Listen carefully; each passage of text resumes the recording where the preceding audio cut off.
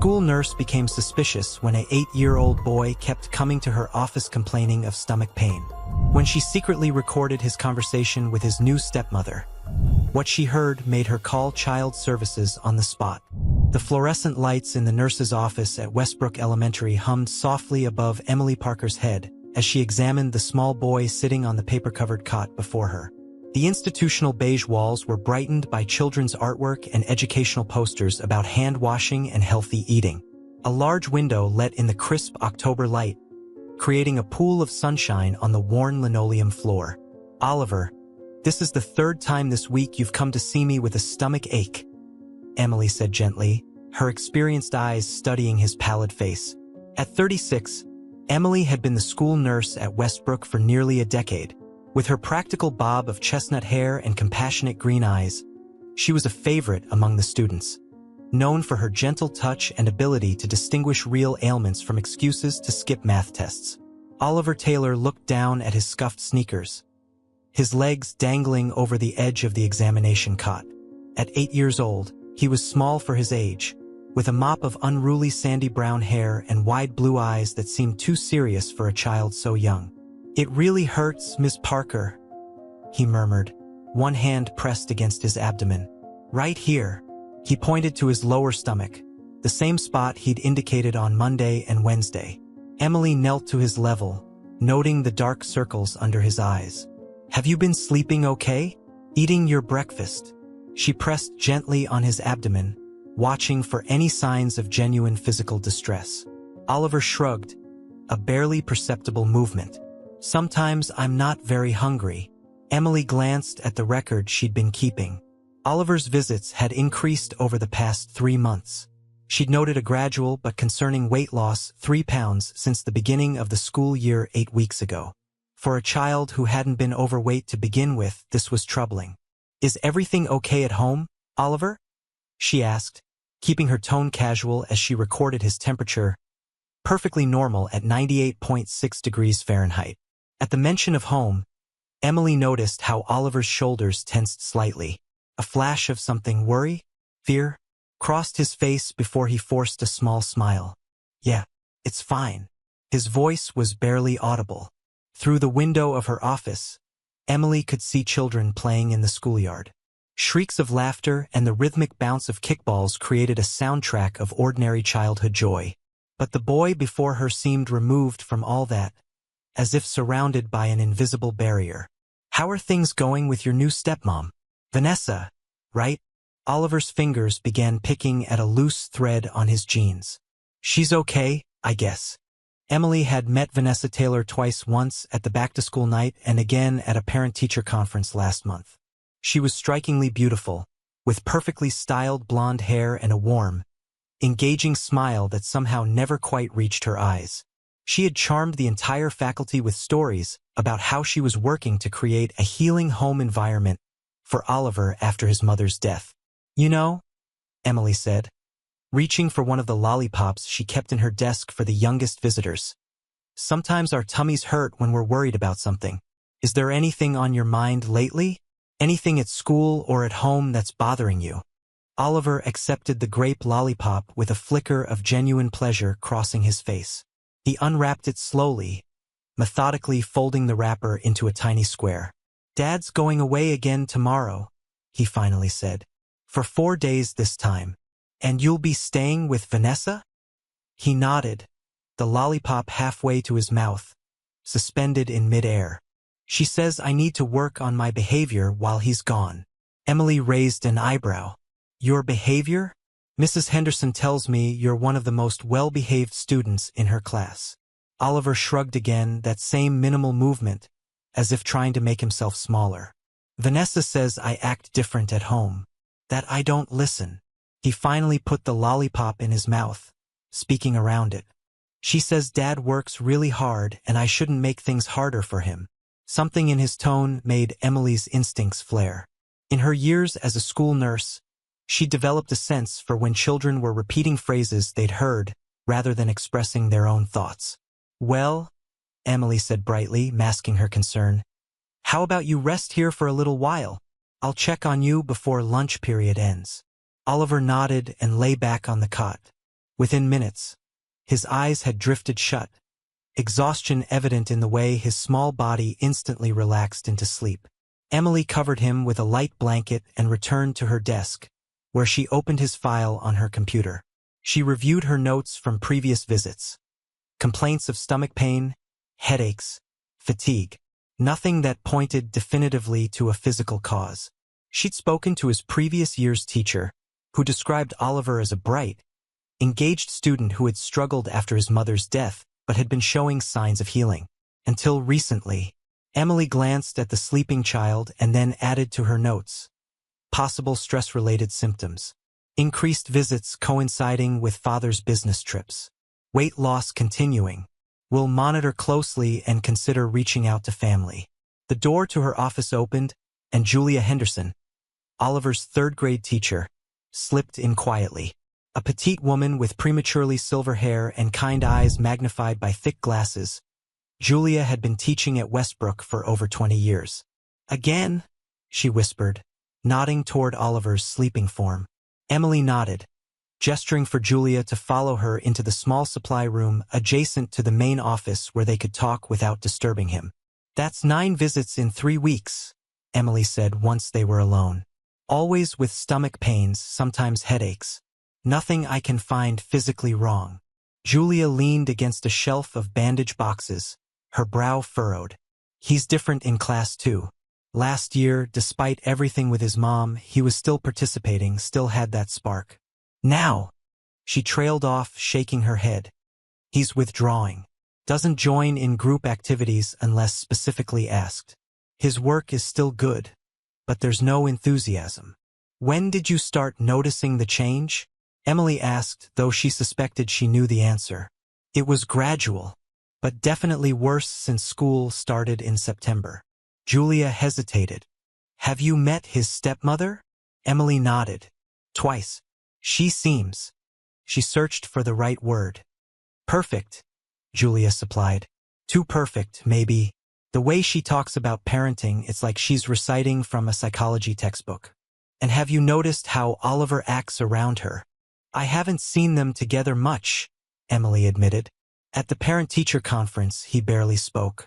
Just sat there, so still, watching her face constantly, like he was trying to read her expression. Julia adjusted her glasses. Kids that age, they're usually squirming, looking around the room, interrupting. Oliver was like a statue. The bell rang, signaling the end of the lunch period. I should wake him, Emily said. He's already missed half of lunch. Let him sleep, Julia suggested. I'll tell my class he's helping you with something. He can have the afternoon off from decimals. She smiled sadly. He could use the rest, from the looks of it. After Julia left, Emily returned to her desk, unable to shake the growing sense of unease. On her computer, she pulled up the school's contact information for the Taylor family. James Taylor, Oliver's father, was listed as the primary contact, with a note indicating he traveled frequently for work. His cell phone and email were listed, along with Vanessa's information as the secondary contact. Emily hesitated, then picked up her office phone and dialed James's cell number. After 4 rings, it went to voicemail. Hello, Mr. Taylor. This is Emily Parker, the school nurse at Westbrook Elementary. I'm calling about Oliver. Nothing urgent, but I'd like to discuss some patterns I've noticed with his health recently. If you could give me a call back at your convenience, I'd appreciate it. She left her number and hung up, doubting she would receive a call back. She'd left similar messages twice before with no response. When she returned to check on Oliver, she found him awake, sitting up on the cot, his eyes fixed on the window where autumn leaves spiraled down from the maple trees lining the playground. Feeling any better? She asked, sitting beside him. He nodded automatically. Can I go back to class now? Are you sure you're ready? You could rest a bit longer. I don't want to miss too much, he said. Vanessa checks my homework every night. She gets upset if I don't finish everything. Emily helped him off the cot. Oliver, you know you can talk to me about anything, right? If something's bothering you, or if you're worried about something, my door is always open. For a moment, something flickered in his eyes. A longing, perhaps, to unburden himself.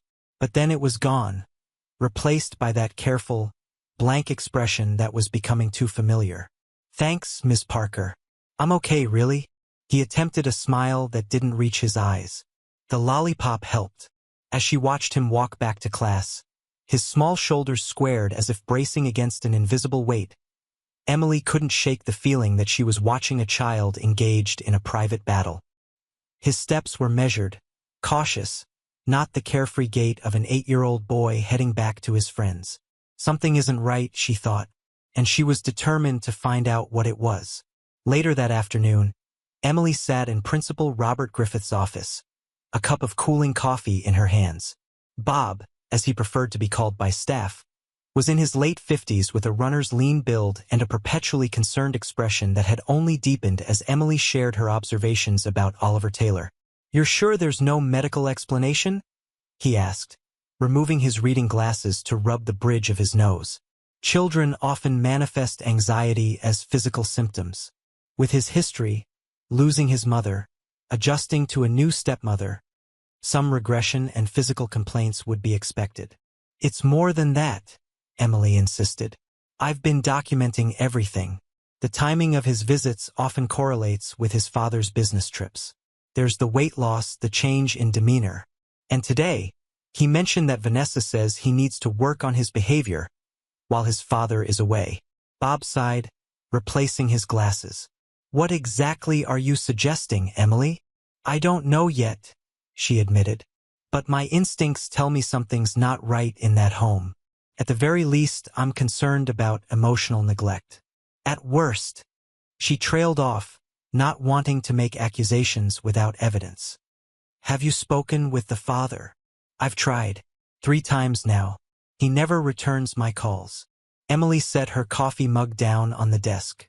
"According to Oliver, he's leaving on another trip tomorrow for 4 days." Bob leaned back in his chair, considering. "We need to be careful here. Vanessa Taylor is well regarded in the community. Her real estate firm handles half the properties in Lakefield. Without concrete evidence, any suggestion of impropriety could be problematic." "I'm not suggesting we call child services yet," Emily clarified. "But I want permission to monitor this more closely. And I think we should try to speak with James Taylor in person, not just by phone." "Agreed." Bob nodded. "I'll have Debbie check his work schedule in our records. Maybe we can catch him at drop-off or pick-up before he leaves town."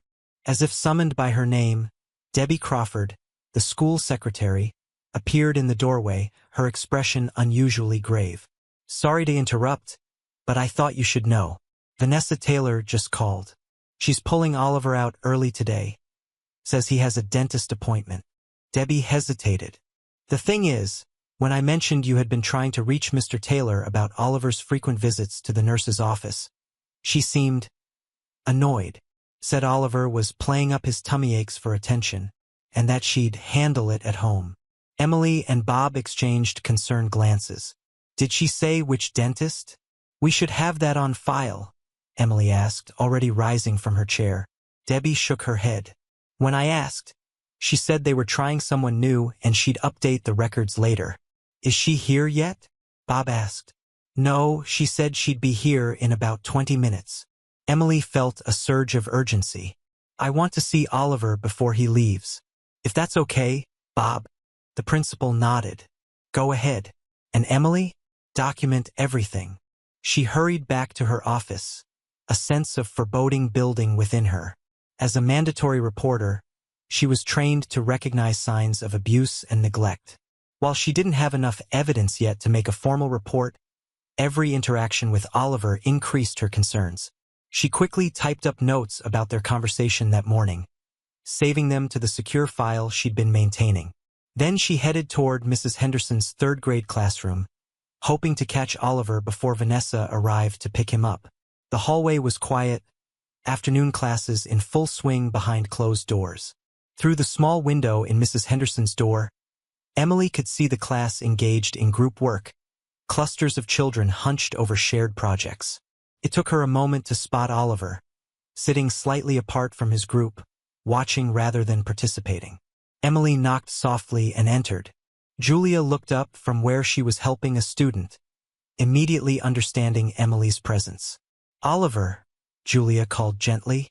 "Miss Parker needs to see you for a moment." The boy's head snapped up, anxiety flashing across his features before he carefully controlled his expression. As he approached Emily, she noticed how he wrapped his arms around his midsection, the stomach pain returning, or perhaps just fear. "We'll just be a moment," Emily assured Julia, leading Oliver into the hallway. She knelt down to his level, keeping her voice calm. "Oliver, I heard you're leaving early for a dentist appointment." He blinked, confusion momentarily crossing his face before he nodded. Yeah. Vanessa texted my teacher about it." The hesitation told Emily everything she needed to know. There was no dentist appointment. "Oliver, is everything okay at home? Really okay? Because if it's not, there are people who can help." His eyes widened, a flash of panic visible before he controlled it. "Everything's fine," he said too quickly. "Vanessa takes good care of me." "You know," Emily said carefully, "sometimes adults might tell children to keep secrets, but there are no secrets that children should have to keep if they make them feel bad or scared." Oliver's gaze dropped to the floor. His fingers twisted the hem of his shirt. "I'm not scared," he whispered, but the tremor in his voice betrayed him. "Oliver. He's in here." A bright, slightly breathless voice interrupted them. Vanessa Taylor strode down the hallway, the click of her heels echoing against the polished floors. Even for a routine school pickup, she was impeccably dressed in a cream-colored pantsuit, her blonde hair falling in perfect waves to her shoulders. Her smile was wide but didn't reach her ice-blue eyes, which assessed Emily with cool calculation. "Ms. Parker," she greeted warmly, placing a manicured hand on Oliver's shoulder. Emily didn't miss how the boy stiffened at the touch. "What a coincidence bumping into you. I hope Oliver hasn't been bothering you too much with his little tummy troubles." "Not at all," Emily replied, matching Vanessa's pleasant tone while observing the interaction closely. "We were just having a chat." "Well, we really must dash. That dentist won't wait forever." Vanessa laughed lightly, her grip on Oliver's shoulder visibly tightening. "Come on, sweetie. Let's get your backpack." "Actually, Mrs. Taylor, I've been trying to reach your husband about Oliver's frequent visits to my office. Would you happen to know when he might be available for a quick call?" Emily kept her tone professional, watching Vanessa's reaction. Something hardened in the woman's expression, though her smile remained fixed. "James is extremely busy with work, as I'm sure you can understand. I handle most of Oliver's day-to-day care and health concerns. Is there something specific you're worried about?" "I'd just like to discuss some patterns I've noticed." "It's routine," Emily assured her, though nothing about her concerns felt routine. "I see." Vanessa's smile thinned. "Well, I'll certainly let him know, though he's leaving for Seattle tomorrow morning. Perhaps when he returns next week." She turned to Oliver, her voice shifting to a syrupy sweetness that made Emily's skin crawl. "Go get your things, sweetie. Quickly now." Oliver nodded and hurried back into the classroom without a word. As soon as he was out of earshot, Vanessa's demeanor changed subtly.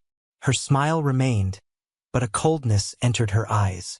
"Ms. Parker, I do appreciate your concern, but Oliver has always been a bit of an attention seeker. His father and I are working with him on not using imaginary ailments to get out of class."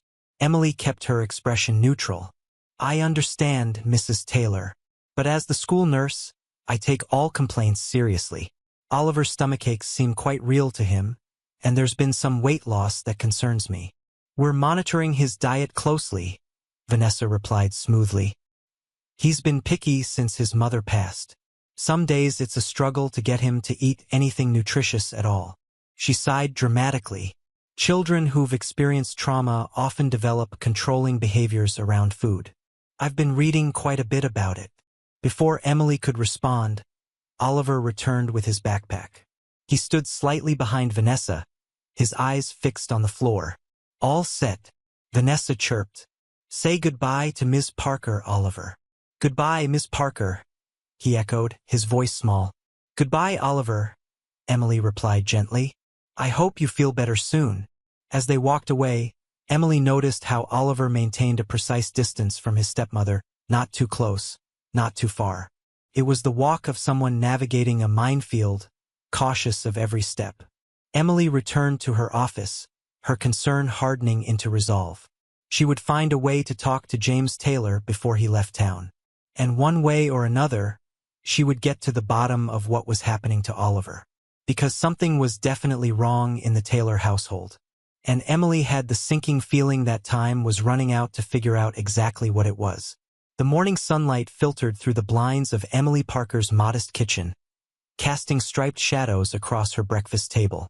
She cradled a mug of coffee between her hands, her mind still fixed on Oliver Taylor, even though it had been 12 hours since she'd watched him leave the school with Vanessa. Sleep had been elusive, her dreams filled with images of the boy's guarded eyes and carefully measured movements. Emily's cat, Darwin, a plump orange tabby with one ear slightly torn from a long-ago fight, jumped onto the table and nudged her hand, demanding attention. She scratched him absently behind the ears, her thoughts elsewhere. "I don't have proof of anything," she murmured to the cat, who blinked at her with indifferent yellow eyes. "Just a feeling. And feelings aren't enough for Child Protective Services." Her phone buzzed with a text from Julia Henderson. "James Taylor dropping Oliver off this morning. Saw his car in the parent loop." Emily's pulse quickened. She gulped the last of her coffee, gave Darwin a quick pat, and grabbed her keys. She was already running late, but this might be her only chance to speak with James before his business trip. 20 minutes later, she pulled into the staff parking lot at Westbrook Elementary. The parent drop-off loop was still busy with minivans and SUVs discharging children into the crisp autumn morning. Emily scanned the vehicles, looking for James Taylor. She spotted him just as he was about to pull away. A tall, lean man with sandy hair the same shade as Oliver's, climbing back into a sleek black Audi. Emily hurried across the parking lot, waving to catch his attention. "Mr. Taylor," she called. "James Taylor." He paused, one foot already in the car, his expression puzzled as he tried to place her. "I'm Emily Parker, the school nurse," she explained as she approached. "I've been trying to reach you about Oliver." Recognition dawned on his face, followed immediately by concern. "Is he all right? Has something happened?" "He's fine at the moment," Emily assured him. "But I was hoping to talk to you about some concerns I've been having. Do you have a few minutes?" James glanced at his watch, his brow furrowing. "I have a flight to catch. Is this something we could discuss when I get back? Vanessa mentioned you'd called, but she said it wasn't urgent." "It's about Oliver's frequent visits to my office," Emily pressed. "He's been complaining of stomach pain several times a week, and I've noticed some weight loss." Something like guilt flickered across James's face. He ran a hand through his hair, a gesture Emily had seen Oliver make when anxious. "Kids get stomachaches," he said, but uncertainty had crept into his voice. "Vanessa thinks he's still adjusting to everything. The new family dynamic. Mr. Taylor, I don't mean to overstep, but Oliver's symptoms seem to increase when you're away on business trips. He mentioned you're leaving again today." James leaned against his car, his shoulders slumping slightly. Up close, Emily noticed the dark circles under his eyes, the lines of stress etched around his mouth. He looked like a man carrying a heavy burden. 4 days in Seattle, he confirmed. "It's unavoidable. Client meeting that's been scheduled for months." He hesitated, then asked, "Has Oliver said something about being unhappy at home?" "Not directly," Emily admitted, "but children often express emotional distress through physical complaints. I'm concerned that something in his home environment might be causing significant anxiety." James's expression hardened slightly. "If you're implying that, Vanessa—" "I'm not implying anything," Emily interrupted gently. "I'm simply sharing my observations as a healthcare professional. Oliver is exhibiting signs of stress. He's lost weight. His teacher has noticed behavioral changes. These are facts, not accusations." For a moment, James seemed to deflate. He checked his watch again, clearly torn between his immediate obligations and this unexpected conversation. "Look," I appreciate your concern, he said finally. Truly, the past couple of years haven't been easy for Oliver. Losing his mother, adjusting to Vanessa, I know I haven't been as present as I should be. Guilt crept into his voice. But Vanessa has been a godsend. She gave up her apartment, rearranged her work schedule, everything to help us form a new family. Emily chose her next words carefully. Children sometimes behave differently with different adults in their lives. It's possible that Oliver's relationship with Vanessa is more complicated than you realize. A flash of irritation crossed James's face. With all due respect, Ms. Parker, you've met my wife, what? Twice? She's devoted to Oliver's well-being. If he's acting out at school, I'm sorry, but please don't blame my wife for it. I'm not blaming anyone, Emily said, keeping her voice level. I'm simply concerned about a child who shows signs of distress. James's phone rang in his pocket. He pulled it out, glancing at the screen. I have to take this. My ride to the airport is waiting. He stepped back toward his car but paused. I'll talk to Oliver when I get back. And to Vanessa. If there's a problem, we'll address it. I promise. Before Emily could respond, he had answered the call and slipped into his car, closing the door with a definitive thud. She stood in the parking lot, watching as the black Audi pulled away. A sense of opportunity lost settling over her. Did you catch him? Emily turned to find Bob Griffith approaching, 2 coffee cups in hand. He offered one to her. Briefly, she said, accepting the coffee gratefully. But I don't think I got through to him. He's defensive about Vanessa. Bob nodded thoughtfully. Not surprising. Men who've lost spouses often cling to new relationships, especially when there are children involved. The desire for normalcy, for a complete family again, can be blinding. They walked together toward the school entrance, the sounds of children's voices and slamming locker doors growing louder. What's our next step? Bob asked. Emily sipped her coffee, organizing her thoughts. I'll keep documenting Oliver's visits. And I think we should have Carla spend some time with him. Carla Winters was the school counselor, skilled at getting children to open up through play therapy and art activities. Good idea, Bob agreed. I'll speak with her this morning. As they entered the building, Emily couldn't shake the image of James Taylor's face. The momentary doubt that had crossed it when she mentioned Oliver's symptoms, followed by the swift defense of his wife. She wondered what conversations would happen in the Taylor household tonight before James left for his trip. And she worried about what would happen to Oliver in his father's absence. That same evening, Oliver sat at the kitchen island in his home, pushing peas around his plate with his fork. The kitchen, like the rest of the house, was immaculate. All stainless steel appliances, granite countertops, and perfectly organized cabinets. It had been renovated shortly after Vanessa moved in. The warm, slightly cluttered kitchen of Oliver's early childhood transformed into something that resembled a showroom more than a family's heart. Across the island, Vanessa typed rapidly on her laptop, occasionally pausing to take small, measured bites from her own plate. His father's place at the table remained empty. He was upstairs packing for his trip. Stop playing with your food, Vanessa said without looking up from her screen. Either eat it or don't. Oliver speared a single pea and put it in his mouth, chewing slowly. His stomach was in knots again, the same pain that sent him to Miss Parker's office so often. But he knew better than to mention it now.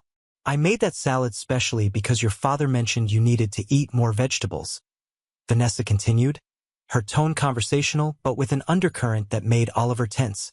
But I suppose you'd rather worry everyone at school about how thin you're getting. Oliver said nothing, focusing on his plate. He'd learned that responding often made things worse.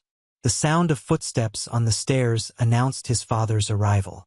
James Taylor entered the kitchen, a small suitcase in hand. At the sight of his father, Oliver felt a momentary lightening of the heaviness that had settled over him. All packed? Vanessa asked, her entire demeanor shifting as she looked up at James. Her voice softened, a smile warming her features. She closed her laptop and moved around the island to kiss him on the cheek. Think so, James replied, setting his suitcase by the door. He ruffled Oliver's hair as he passed, taking a seat next to him. "How's dinner, buddy?" Oliver managed a small smile. "It's good, Dad." James glanced at Oliver's mostly full plate, a slight frown creasing his brow. "Not very hungry again?" There was concern in his voice, and Oliver felt a surge of hope. Maybe his father had noticed after all. "I had a big lunch," Oliver lied, not wanting to create a scene before his father left. James studied him for a moment longer, then said, "I ran into the school nurse this morning, Miss Parker. She mentioned you've been visiting her office a lot lately. Something about stomach aches." Oliver froze, his fork suspended halfway to his mouth. Across the island, he saw Vanessa go very still, though her smile never faltered. "Oh," she said lightly. Oliver didn't mention he wasn't feeling well again. "Did you, sweetie?" The warning in her tone was clear to Oliver, if not to his father.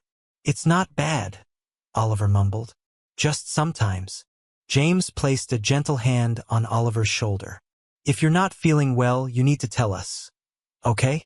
No keeping secrets." The irony of those words made Oliver's throat tighten. There were so many secrets in this house now. "The thing is," James continued, "Ms. Parker seemed to think your stomach aches might be happening more when I'm away on business trips. Is that true?" Before Oliver could answer, Vanessa laughed softly. "Oh, James, children pick up on our anxieties. He probably just misses you. I get stomach aches when you're gone too." She winked at Oliver, but her eyes remained cold. "Don't we, Oliver?" Oliver nodded automatically, recognizing the script he was expected to follow. "Besides," Vanessa continued, placing a hand on James's arm, "you know how Oliver seeks attention sometimes. Remember what Dr. Myers said about children processing grief." James's expression softened at the mention of the family therapist they had seen briefly after Oliver's mother died. "I know, but still I'm worried about him losing weight. Maybe we should take him back to Dr. Myers? Or at least to his pediatrician." Something like annoyance flickered across Vanessa's face before she controlled it. "Let's not overreact. He's a growing boy, his appetite will fluctuate." She moved behind Oliver, placing both hands on his shoulders. He tried not to flinch at her touch. "We've been working on making healthier food choices, haven't we, Oliver? Less junk food, more fresh vegetables." "Is that true, buddy?" James asked. "Are you just not liking the new food?" Oliver felt trapped, Vanessa's fingers digging slightly into his shoulders. "The food is fine, Dad," he said quietly. "I'm okay. Really." James didn't look entirely convinced, but he nodded. "All right, but promise me you'll eat properly while I'm gone. And no more tricks to get out of class. Okay?" "I wasn't," Oliver began, then stopped at the pressure of Vanessa's fingers increasing on his shoulders. "He promises," Vanessa said smoothly. "Don't you, Oliver?" "I promise," he echoed hollowly. James checked his watch. "I should get going. The car service will be here any minute."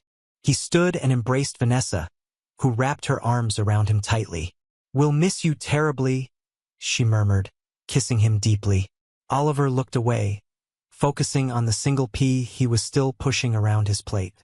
When his parents separated, James knelt beside Oliver's chair. "Be good for Vanessa, okay? I'll bring you back something cool from Seattle." Oliver forced a smile. "Okay, Dad. I love you, buddy." James pulled him into a hug, and Oliver clung to him for a moment, wishing he could find the words to make his father stay. But the moment passed, and soon James was gathering his suitcase, giving final instructions about his itinerary, and heading out the door. As the sound of the car pulling away faded, a heavy silence descended on the kitchen. Vanessa remained standing by the door for a long moment, her back to Oliver. When she finally turned, her expression had transformed completely. The warm smile was gone, replaced by a cold, calculating look that made Oliver's stomach clench tighter.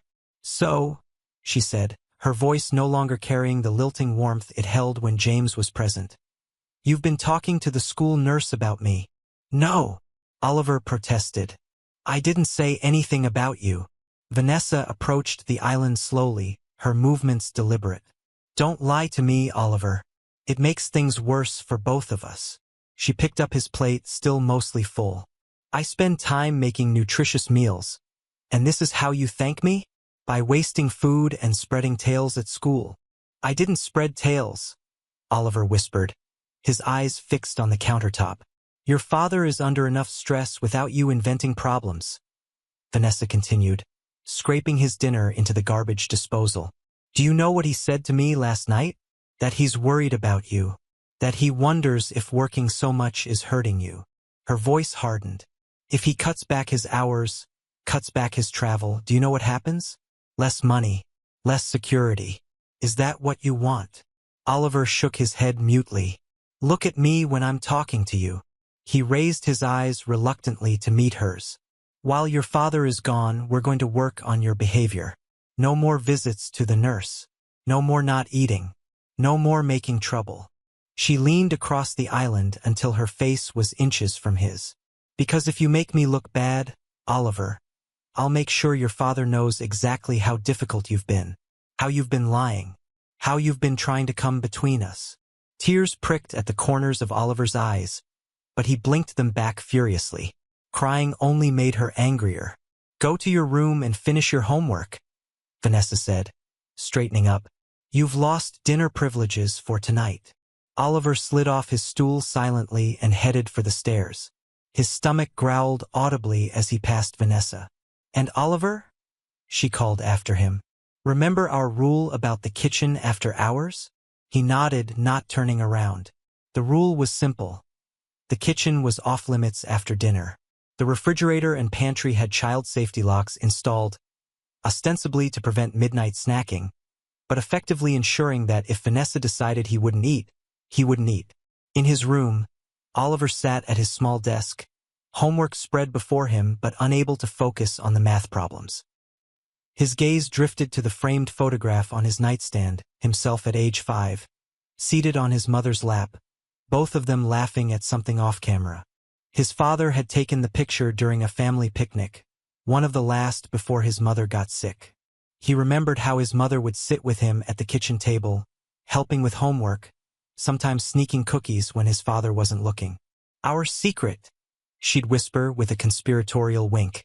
Now the house was full of different kinds of secrets, heavy ones that pressed down on his chest and made it hard to breathe sometimes. Oliver pulled his math workbook closer, forcing himself to concentrate. If his homework wasn't perfect, there would be consequences.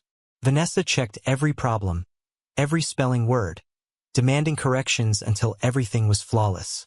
Your father works hard to give you a good education, she would say. The least you can do is take it seriously. As he worked through the multiplication tables, Oliver's mind kept returning to his brief conversation with Ms. Parker in the hallway. There are people who can help, she had said. But who would believe him over Vanessa? She was so good at making everyone think she was perfect. The devoted stepmother, the caring wife, the successful businesswoman. Even his father couldn't see through her act. A soft knock on his door made him jump. Vanessa entered without waiting for a response, carrying a glass of water. How's the homework coming? She asked, her tone neutral now. These sudden shifts in mood were part of what made living with her so unpredictable. Almost done, Oliver replied cautiously. She set the water on his desk. Good. I've been thinking about what your father said. About the weight loss. She surveyed him critically. Perhaps we should schedule a doctor's appointment. Have you checked for worms or other parasites? Oliver flinched at the clinical way she discussed him, as if he were a problem to be solved rather than a child.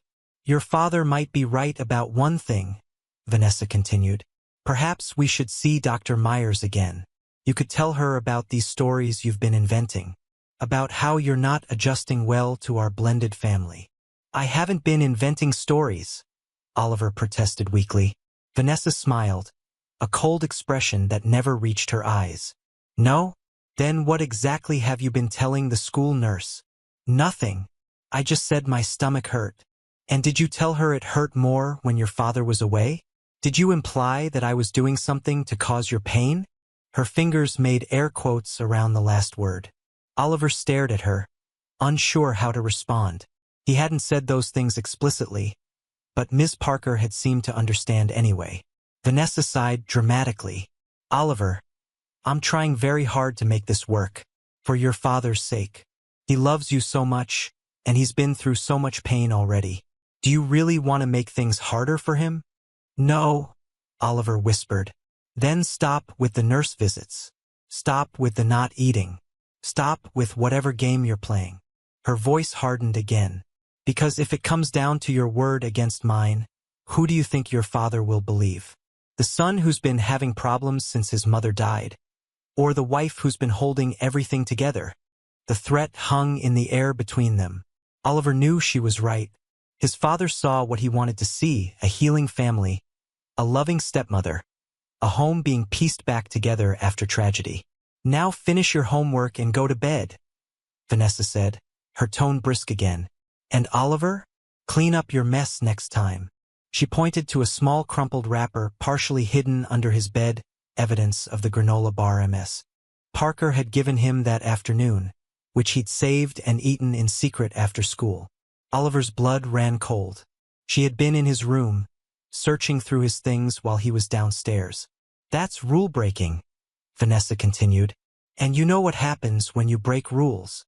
With that, she collected the wrapper and left, closing the door firmly behind her.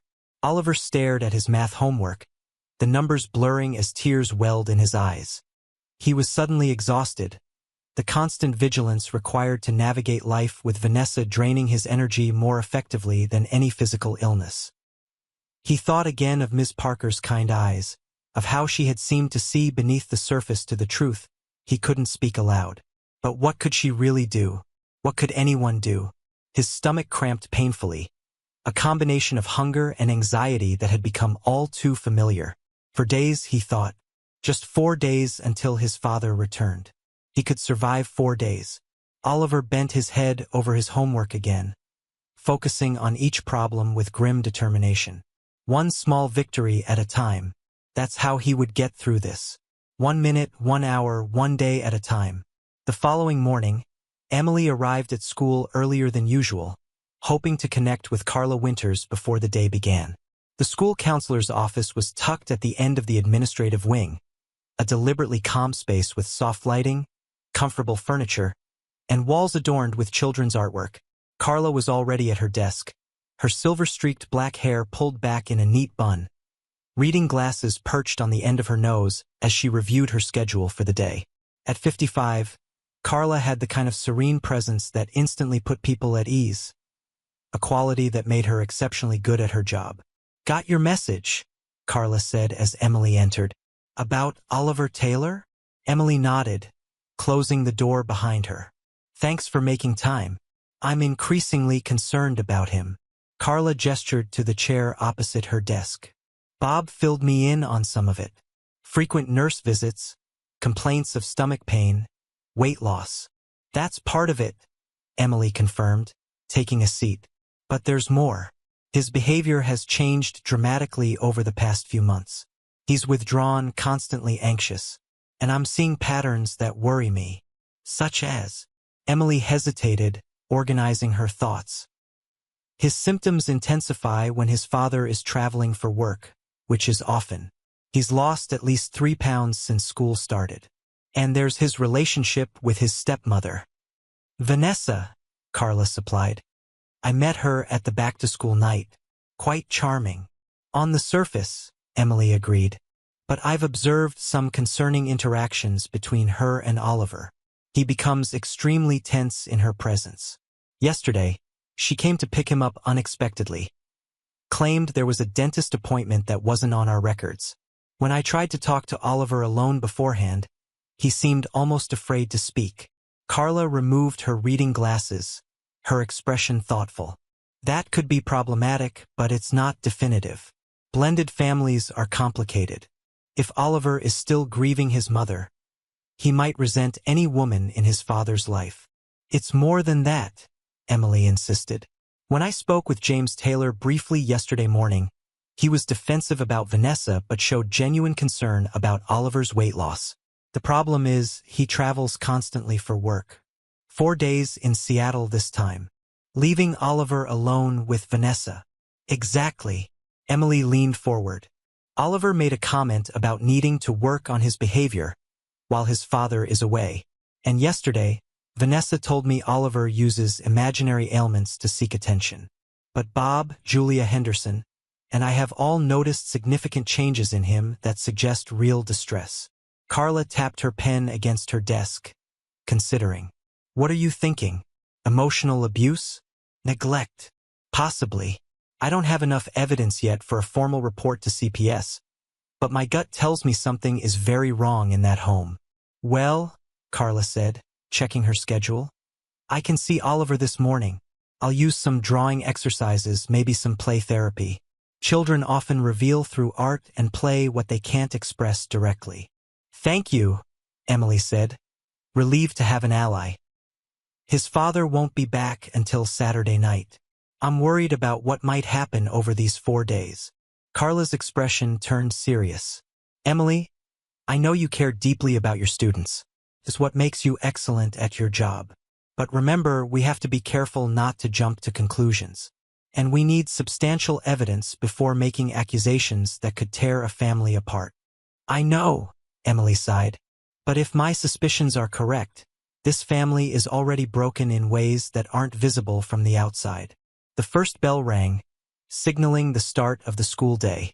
In classrooms throughout the building, children would be settling into their desks, hanging up coats, chatting with friends about weekend plans and television shows. Emily rose to leave. Let me know what you observe with Oliver? Of course, Carla promised. And Emily? Document everything. Times, dates, exact quotes. If we do need to involve CPS eventually, those details will be crucial.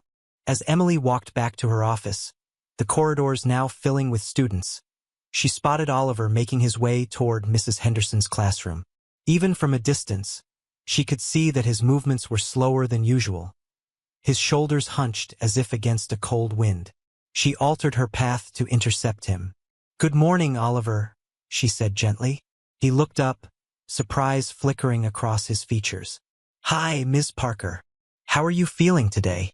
Oliver glanced around nervously before answering. Fine, he said automatically. Your stomach isn't bothering you? He shook his head quickly, too quickly. No, it's better. Emily knelt to his level, keeping her voice low. Oliver, I want you to know that my office is always open to you, for any reason, even if you just need a quiet place to rest for a few minutes. Something like longing crossed his face before he masked it.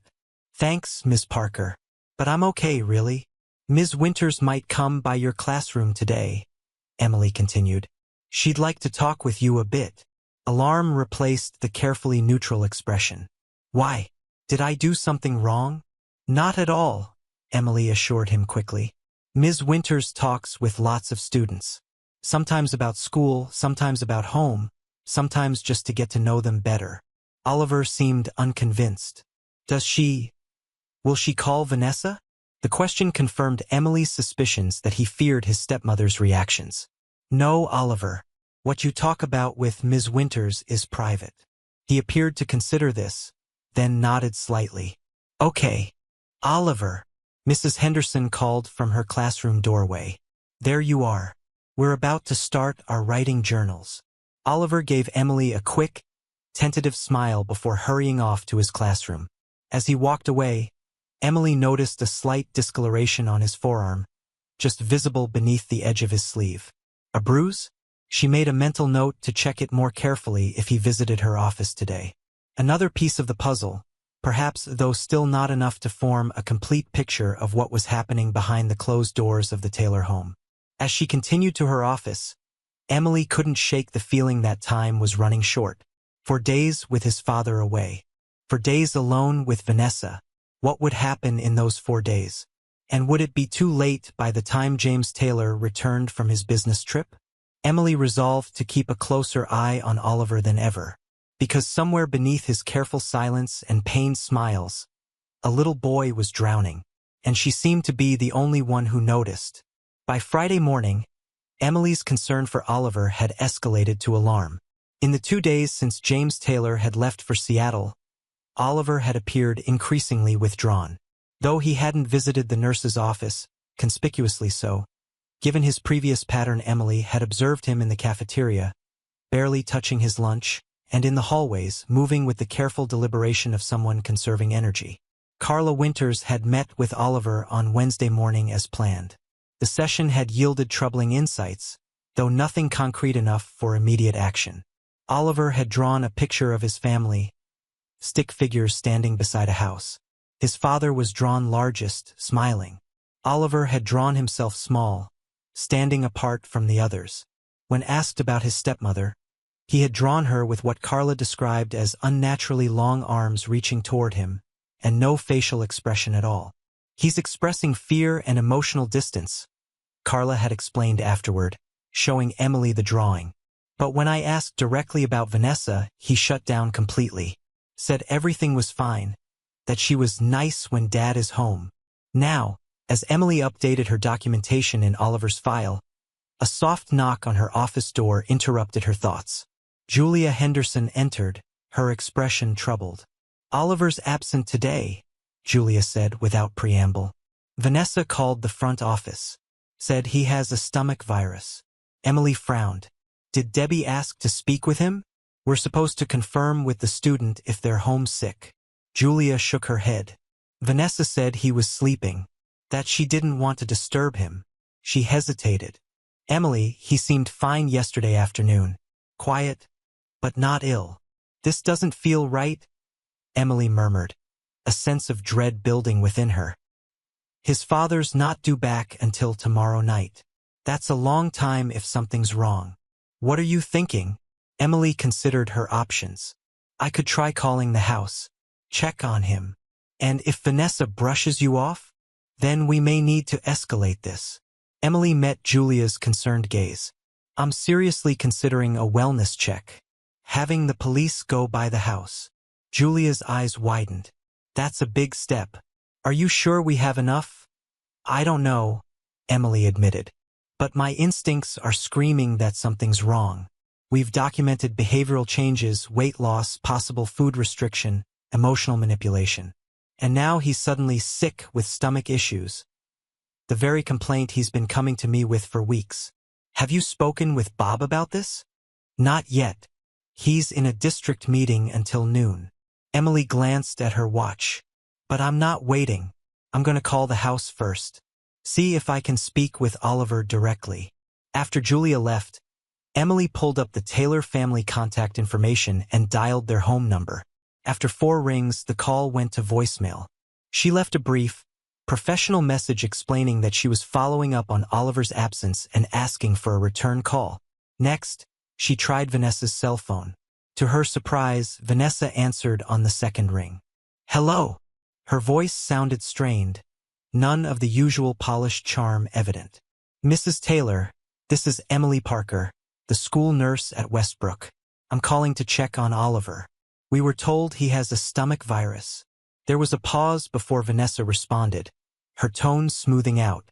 "Yes, poor thing was up half the night. I've got him resting now.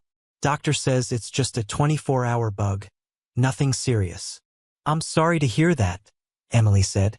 "Would it be possible for me to speak with him briefly? It's standard procedure for our attendance records." "He's sleeping right now," Vanessa replied quickly. "I wouldn't want to wake him. The doctor said rest is the best medicine." "Which doctor did you see?" Emily asked, keeping her tone conversational while mentally noting the details. "Dr. Abrams," Vanessa said. "Our family physician." Emily knew Dr. Abrams well. Their children had attended the same daycare years ago. She made a mental note to check this information later. "Well, please let Oliver know we're thinking of him," Emily said. "And if there's anything he needs to catch up on, Mrs. Henderson can prepare a packet." "That's very kind," Vanessa replied. "But I'm sure he'll be back on Monday. James returns tomorrow evening, and Oliver always perks up when his father is home." The comment struck Emily as odd, an unnecessary detail that almost suggested Oliver's illness was somehow connected to his emotional state rather than a virus. "Mrs. Taylor," Emily ventured, "I've been meaning to ask, has Oliver mentioned his stomach pains to you before this?" He's been visiting my office frequently with similar complaints. Vanessa's tone cooled noticeably. As I believe I mentioned before, Oliver has a tendency to seek attention through physical complaints. It's something we're working on. Of course, Emily said smoothly. I just find it interesting that the very symptom he's been reporting at school is now keeping him home. Are you suggesting something, Ms. Parker? The warmth had completely vanished from Vanessa's voice now. Not at all, Emily assured her. Just connecting dots as part of my job. I hope Oliver feels better soon. Please have him check in with me when he returns to school. After ending the call, Emily sat motionless at her desk, the sense of unease growing stronger. Something in Vanessa's tone, the convenient timing of this illness, the refusal to put Oliver on the phone. It all felt wrong. Emily reached for her phone again and dialed a number from her contacts. Dr. Abrams' office? How may I help you? A receptionist answered. Hi, this is Emily Parker, the school nurse at Westbrook Elementary. I'm calling about a patient of Dr. Abrams, Oliver Taylor. I understand he was seen either last night or this morning for a stomach virus. I'm following up for our school records. One moment, please, the receptionist said. Emily heard keyboard clicks in the background. After a moment, the receptionist returned. I'm not seeing any appointment for Oliver Taylor in the past week. Would it have been with one of our other providers? It was specifically mentioned that he saw Dr. Abrams, Emily said, her concern deepening. Perhaps it was an emergency appointment that hasn't been entered yet? Dr. Abrams wasn't even in the office yesterday, the receptionist replied. He's at a conference in Boston until Monday, and we have no record of any emergency appointments for Oliver Taylor. Emily thanked the receptionist and hung up, her heart racing now. Vanessa had lied about the doctor, likely about Oliver being sick at all. What else was she lying about? She tried James Taylor's cell phone next, but it went straight to voicemail.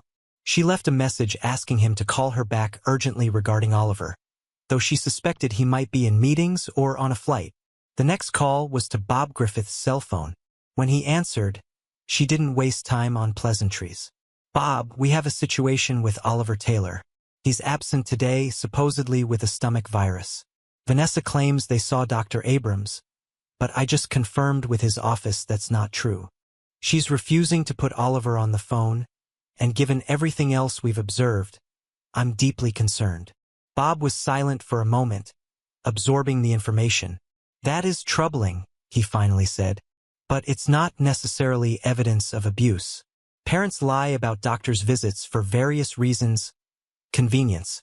Avoiding paperwork. This isn't just about the doctor, Emily insisted. It's the pattern. The weight loss, the behavioral changes, the stomach pains that intensify when his father is away, and now this convenient illness that keeps him home alone with her for an extended period. I think we need to consider a wellness check. Another pause. Emily, that's a significant escalation. It could potentially damage our relationship with the family if we're wrong. And if we're right? Emily countered. If that child is being abused or neglected while we debate professional courtesies. I can't have that on my conscience, Bob. Can you? She heard him sigh heavily. No, I can't. Let me make a few calls. We'll proceed carefully, but we will proceed. I'll call you back within the hour. After hanging up, Emily paced her small office, unable to shake the image of Oliver's guarded eyes, his careful movements, the way he flinched when Vanessa touched him. What was happening in that house right now? Her phone rang 15 minutes later, Bob, informing her that he'd spoken with the district's legal counsel and the local police department. A wellness check would be conducted, but not until later that afternoon when an officer trained in child welfare cases would be available. That's hours away, Emily protested. It's the best we can do, Bob replied. They don't consider it an emergency without direct evidence of physical danger. Emily hung up, frustrated by the bureaucratic caution that seemed to value procedure over a child's well-being. As the morning progressed, she found herself unable to focus on her regular duties, her thoughts repeatedly returning to Oliver. Just before lunch period, her office door burst open. Debbie Crawford, the school secretary, appeared breathless. Emily, Oliver Taylor is on line 1. He says it's urgent. Emily's heart leapt as she grabbed for her phone. Oliver? Are you all right? Ms. Parker. His voice was barely a whisper, trembling with fear. I need help. I'm here, Oliver. What's happening? Emily kept her voice calm despite the alarm bells ringing in her head. Vanessa locked me in the basement. The words tumbled out in a rushed whisper. Because I wouldn't say what she wanted. She said I can't come out until I learn my lesson. There's no food down here and it's cold. And his voice broke. Oliver, listen to me, Emily said firmly. You're very brave for calling. Are you using the house phone? No, Vanessa's cell. She left it on the kitchen counter when she went to show a house. I heard it ringing earlier. I think it was you calling? I managed to reach through the door slot and grab it. His breathing was rapid, panicky. She'll be back soon. She said she'd only be gone an hour. Emily's mind raced. Oliver, I'm going to help you. But first, I need more information. Are you hurt? Has Vanessa physically harmed you? She pushed me down the basement stairs last night, he whispered, when I wouldn't eat the food she made. My arm hurts really bad, and my head hit the wall.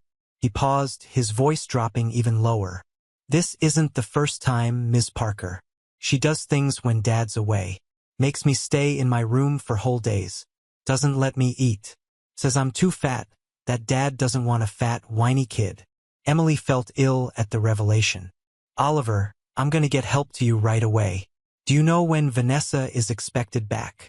She left 20 minutes ago. Said she'd be back by noon to check on me. His voice caught. Please hurry. If she finds out I called, she won't, Emily assured him, though she couldn't actually guarantee that. Oliver, I want you to hide the phone somewhere in the basement, somewhere Vanessa won't look if she comes down. Can you do that? Yes, he whispered. Good. Now, is the basement door locked from the outside?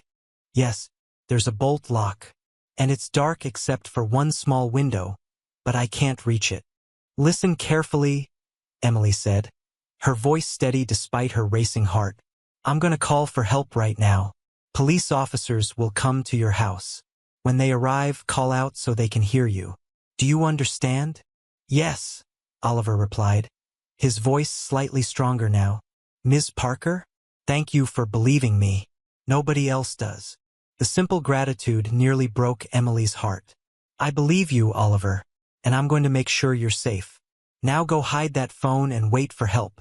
After the call ended, Emily's hands shook as she immediately dialed 911. She identified herself, explained the situation with clinical precision, and emphasized the urgency given Vanessa's expected return time. The dispatcher assured her that officers would be dispatched immediately. Her next call was to Bob, updating him on the dramatic development. He was appropriately horrified and promised to meet her at the Taylor house as soon as possible. Emily grabbed her keys and purse, leaving hurried instructions with Debbie about her absence. The drive to the Taylor home in the upscale Lakewood Estates neighborhood took just 7 minutes, but felt interminable. As she pulled up to the elegant two-story colonial with its manicured lawn and tasteful landscaping, she noted with relief that a police cruiser was already parked in the driveway. 2 officers, a tall male officer and a female officer with short dark hair, were standing on the front porch. Emily parked hastily at the curb and hurried to join them. I'm Emily Parker, the school nurse who called. She identified herself. Have you made contact with the child? The female officer, P. Ramirez, according to her name badge, shook her head. No response to knocking. We're about to enter under emergency circumstances. As if on cue, a faint voice called out from somewhere within the house. Help! I'm in the basement. The male officer didn't hesitate. Stand back, he instructed before applying a specialized tool to the door. Within seconds, the lock gave way, and they were inside the immaculate home. Oliver, Officer Ramirez called. Where's the basement door? Kitchen. Behind the pantry. The boy's voice was clearer now, the relief evident even through the fear. Emily followed the officers through the pristine living room into a magazine-worthy kitchen. A door beside the walk-in pantry was secured with an external bolt lock, the kind typically used for garden sheds, not interior doors. Officer Ramirez slid the bolt back and pulled the door open. Cold, musty air wafted up from the dimly lit space below. A narrow staircase led down to a concrete floor. "Oliver," Emily called, moving past the officers to peer down the stairs. A small figure emerged from the shadows at the bottom of the stairs. Even in the dim light, Emily could see that Oliver was pale, shivering, with a visible bruise on his forehead and the way he cradled his left arm protectively against his chest. "Ms. Parker." The sob in his voice broke something inside her. Emily started down the stairs, but Officer Ramirez gently held her back. "Let me go first, ma'am." The officer descended carefully, speaking softly to Oliver. "Hey there, I'm Officer Ramirez. We're here to help you. Are you hurt?" Oliver nodded, his eyes huge in his pale face. "My arm. I think it's broken. And my head hurts. We'll get you medical attention right away," Officer Ramirez promised, reaching the bottom of the stairs and kneeling to Oliver's level. "Can you tell me what happened?" As Oliver began to explain in halting sentences, Emily heard the sound of a car pulling into the driveway. Moments later, the front door opened, and Vanessa Taylor's voice called out cheerfully, "Oliver, I'm home early. Are you ready to apologize now?" The male officer moved swiftly to intercept her. From where she stood at the top of the basement stairs, Emily couldn't see the confrontation, but she could hear it clearly. "What's going on? Who are you? Where's Oliver?" Vanessa's voice shifted rapidly from confusion to indignation. "Why is my door broken? I demand to know what's happening in my home." The officer's response was measured, professional.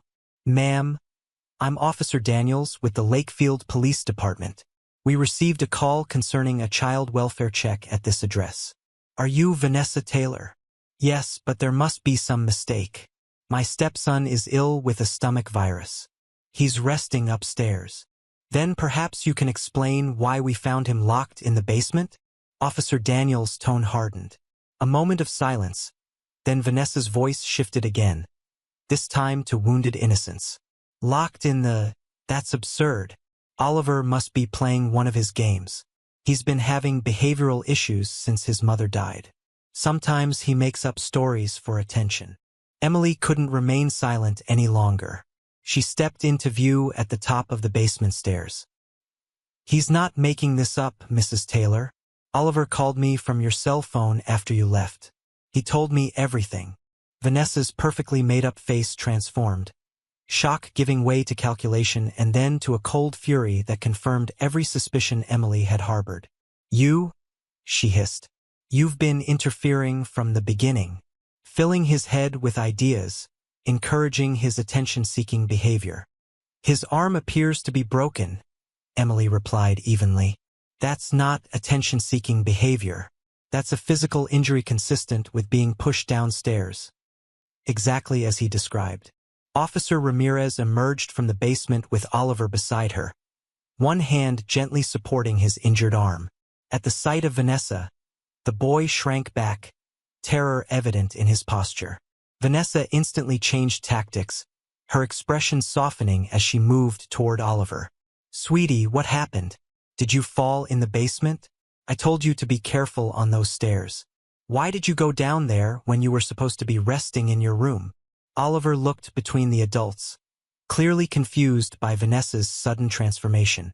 But then his gaze settled on Emily, who gave him a small, encouraging nod. "You pushed me," he said, his voice small but clear, "last night, because I wouldn't eat the dinner you made after you already told me I couldn't have any dinner.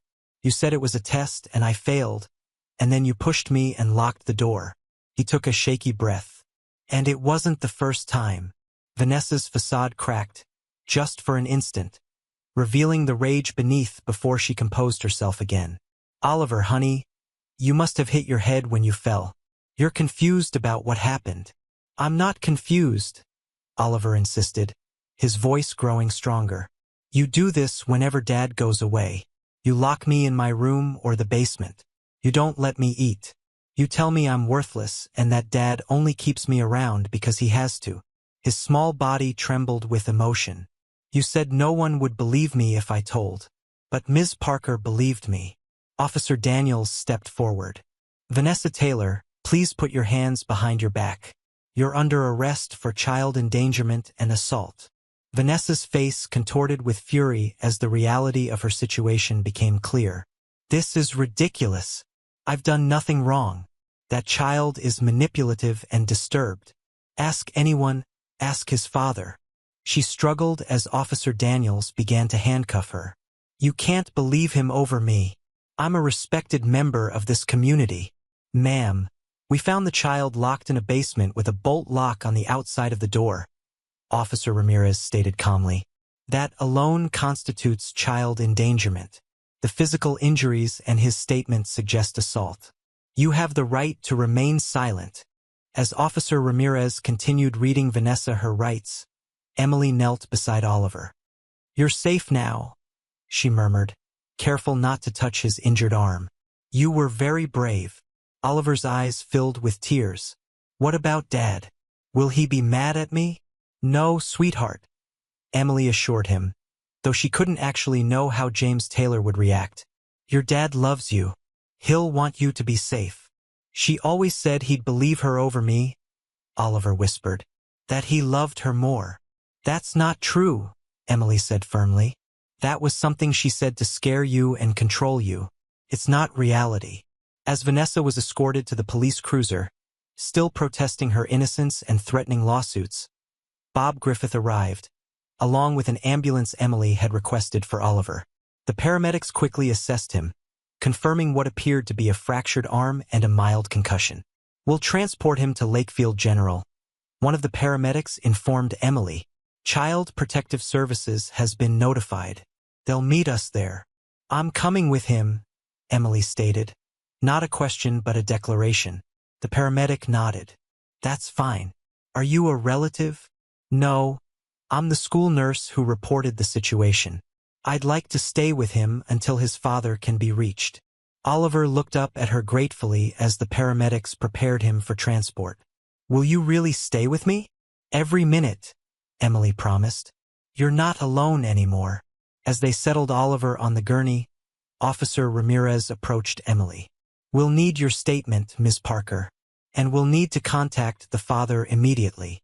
He's on a business trip in Seattle, Emily explained. I have his contact information at school, but Oliver might know how to reach him directly. Oliver nodded weakly from the gurney. His number is in my phone, in my backpack upstairs. Officer Ramirez nodded. I'll retrieve it and make the call. The father isn't suspected of involvement in the abuse. Emily considered the question carefully. I don't believe he was aware of what was happening. Oliver has indicated the abuse occurred when his father was away, and that Vanessa was careful to present a different face when James was home. That's consistent with many abuse cases involving step-parents, Officer Ramirez noted. Still, we'll need to investigate fully. For now, the priority is getting medical care for Oliver and ensuring he's in a safe environment. As the paramedics wheeled Oliver toward the ambulance, Emily walked alongside, holding his uninjured hand. The boy looked small and fragile on the gurney, but there was a new steadiness in his gaze, the beginning of relief, perhaps, that the secret was finally out. Ms. Parker? He whispered as they reached the ambulance. How did you know? When nobody else did. Emily squeezed his hand gently. I listened to what you weren't saying as much as what you were, and I watched. Sometimes the quietest pain speaks the loudest, if someone is paying attention. Oliver seemed to consider this as the paramedics lifted the gurney into the ambulance. Will I have to go back home? After the hospital? No, Emily assured him, climbing into the ambulance beside him. Not until we're absolutely certain it's safe. And I promise you, Oliver, I will make sure of that personally. As the ambulance doors closed and they pulled away from the pristine colonial with its dark secrets, Emily felt a complex mix of emotions. Relief that Oliver was finally safe, anger at what he had endured, and determination to see him through whatever came next. The most difficult calls still lay ahead: the conversation with James Taylor, the interviews with Child Protective Services, the potential legal proceedings. But for now, in this moment, One critical truth remained. A child who had been suffering in silence had finally been heard. Oliver lay back on the gurney, his eyes drifting closed as the pain medication the paramedics had administered began to take effect. His hand remained in Emily's, his grip relaxing but not releasing completely, as if ensuring she would still be there when he woke. And she would be, because that was the promise she had made, not just professionally as a school nurse, but personally as someone who had looked into the eyes of a frightened child and recognized the silent cry for help that no one else had heard. The hospital corridor was quiet at this late hour, the fluorescent lights dimmed to their nighttime setting. Emily sat in an uncomfortable plastic chair outside Oliver's room, where he had finally fallen asleep after hours of examinations, x-rays, and interviews with doctors, police officers, and a social worker from Child Protective Services. The diagnosis had confirmed Emily's suspicions. A fractured ulna in his left arm, mild concussion, multiple bruises in various stages of healing, and moderate malnutrition. The physical evidence painted a clear picture of ongoing abuse, a picture that had been hidden behind Vanessa's carefully constructed facade of the devoted stepmother. Emily checked her watch. Almost 11 p.m. James Taylor's flight from Seattle had landed 2 hours ago. He had called from the airport, his voice ragged with shock and guilt after being informed of the situation by the police. Now he was on his way to the hospital, having taken a taxi directly from the airport. The elevator doors at the end of the corridor slid open, and a disheveled man stepped out, his eyes scanning the hallway frantically until they landed on Emily. She recognized James Taylor immediately, though he looked nothing like the polished businessman she had spoken with 3 days earlier. His clothes were wrinkled, his hair uncombed, his face haggard with what could only be described as devastation. Emily rose to meet him as he approached. "Mr. Taylor, I'm Emily Parker, the school nurse." "Where is he?" James asked, his voice hoarse. "Where's my son?" "He's sleeping," Emily replied gently. "The doctors gave him something to help him rest. His arm is in a cast, but he's going to be all right physically." James stared at the closed door to Oliver's room, his expression a mix of anguish and disbelief. How could this happen? How could I not know? He turned his gaze to Emily, his eyes red-rimmed. "The police told me. They said Vanessa, that she—" "Mr. Taylor," Emily said quietly, "perhaps we should sit down." He nodded numbly, following her to the small waiting area a few yards from Oliver's room. They sat side by side, James perched on the edge of his seat as if ready to bolt at any moment. "I don't understand," he began, the words tumbling out. Vanessa loved Oliver. She was so good with him, so patient. She was the one who suggested family therapy after Kate died. She organized his birthday parties, helped with his homework. How could she do this? Emily chose her words carefully. Abusers are often very skilled at presenting different faces to different people. From what Oliver has told us, Vanessa was careful to behave one way when you were home and another way entirely when you were gone. James buried his face in his hands. "God, I was so blind. All those business trips. I thought I was providing for my family, rebuilding our life after Kate. And all this time," Oliver indicated that the abuse escalated over the past few months, Emily said. "The frequent stomach complaints, the weight loss, these were his ways of signaling that something was wrong." James looked up sharply. "The stomach aches. You tried to tell me. That morning in the parking lot, you tried to tell me something was wrong, and I brushed you off." Self-loathing was evident in his voice. "I defended her. I actually suggested that Oliver was making it up for attention." "You believed what you were conditioned to believe," Emily said, not excusing him but offering context. "Vanessa was manipulating both of you. She was isolating Oliver from you, convincing you that his behavior was problematic while convincing him that you wouldn't believe him over her. And I proved her right," James whispered, the realization visibly crushing him. "Every time I dismissed his complaints or accepted her explanations without question, I was confirming what she told him, that I would choose her over him." Emily nodded soberly. "That's how abusers maintain control. They create doubt, division, isolation." James was silent for a long moment, absorbing this bitter truth. When he spoke again, his voice was thick with emotion. "Will he ever forgive me?" "Children are remarkably resilient," Emily replied. "And Oliver loves you very much. He was worried about your reaction, afraid you would be angry with him for speaking out." "Angry with him?" James looked horrified. "How could I possibly be angry with him? I'm the one who failed. I'm his father. I should have protected him." "You'll have that chance now," Emily said firmly. "Oliver needs you to be strong for him, to believe him unconditionally, to rebuild his trust in the adults who are supposed to care for him." James nodded, straightening slightly. "Can I see him?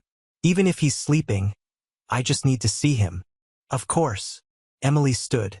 "But there's something you should know first. Child Protective Services has placed Oliver in temporary custody.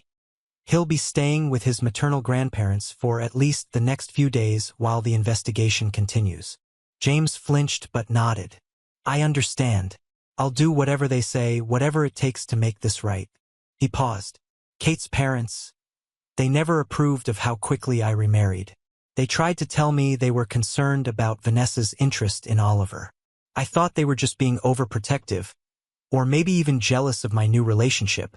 They'll be here in the morning to take Oliver home with them," Emily explained. "The social worker spoke with them earlier. They're very concerned about him, but also about you. They don't blame you, Mr. Taylor." "Well, they should," he said grimly. "I blame myself." They walked together to Oliver's room. Emily opened the door quietly, allowing James to enter first. The small figure in the hospital bed was barely visible beneath the blankets. Oliver's left arm rested on top of the covers, encased in a blue fiberglass cast. His face, relaxed in sleep, showed the bruise on his forehead more clearly under the soft night light.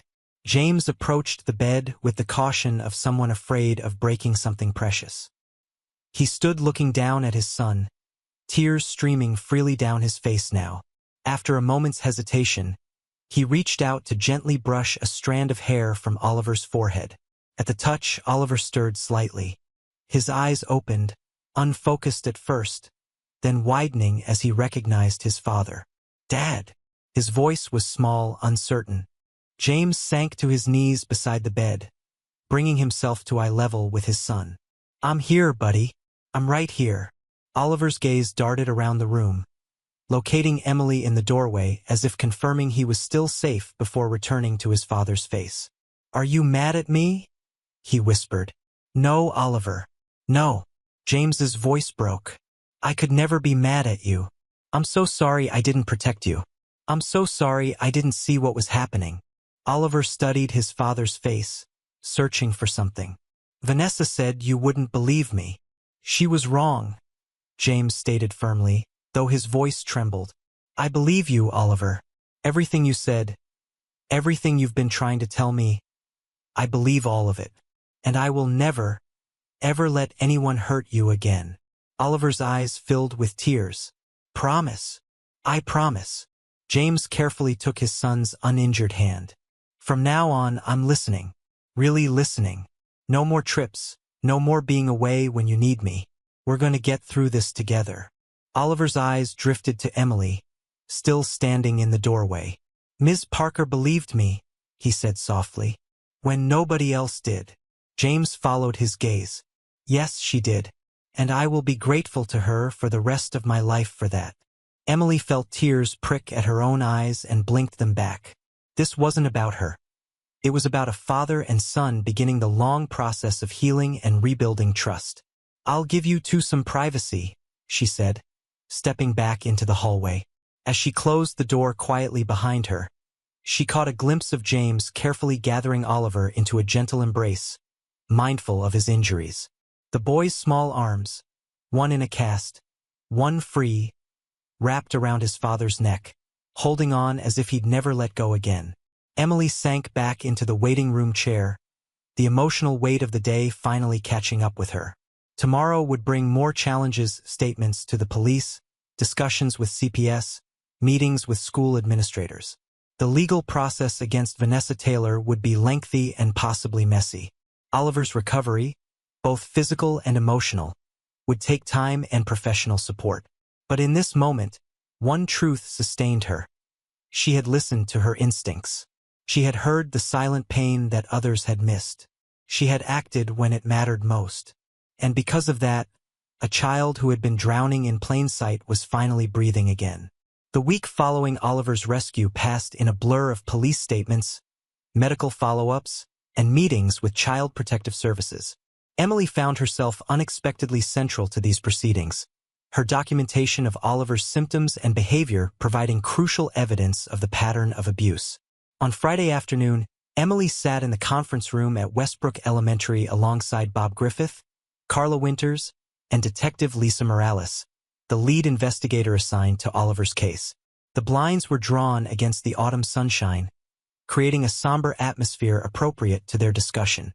The district attorney has formally charged Vanessa Taylor with child endangerment, assault, and false imprisonment. Detective Morales explained, her dark eyes serious beneath her short-cropped silver hair. Based on the evidence collected and Oliver's statement, they're confident about securing a conviction. What about bail? Emily asked, concerned that Vanessa might be released. Denied, Detective Morales replied. The judge considered her a flight risk due to her financial resources, and there was concern about potential witness intimidation. Emily felt a small measure of relief at this news. The thought of Vanessa walking free while Oliver was still processing his trauma had been weighing on her. How is Oliver doing? Carla asked, voicing the question foremost on everyone's mind. Detective Morales consulted her notes. Physically, he's recovering well. The fracture was clean, and there's no indication of permanent damage from the concussion. Emotionally, she hesitated. That's a longer road. He's staying with his maternal grandparents, the Hendersons, and seeing a trauma-specialized therapist 3 times a week. And James Taylor? Bob inquired. He's cooperating fully with the investigation, the detective said.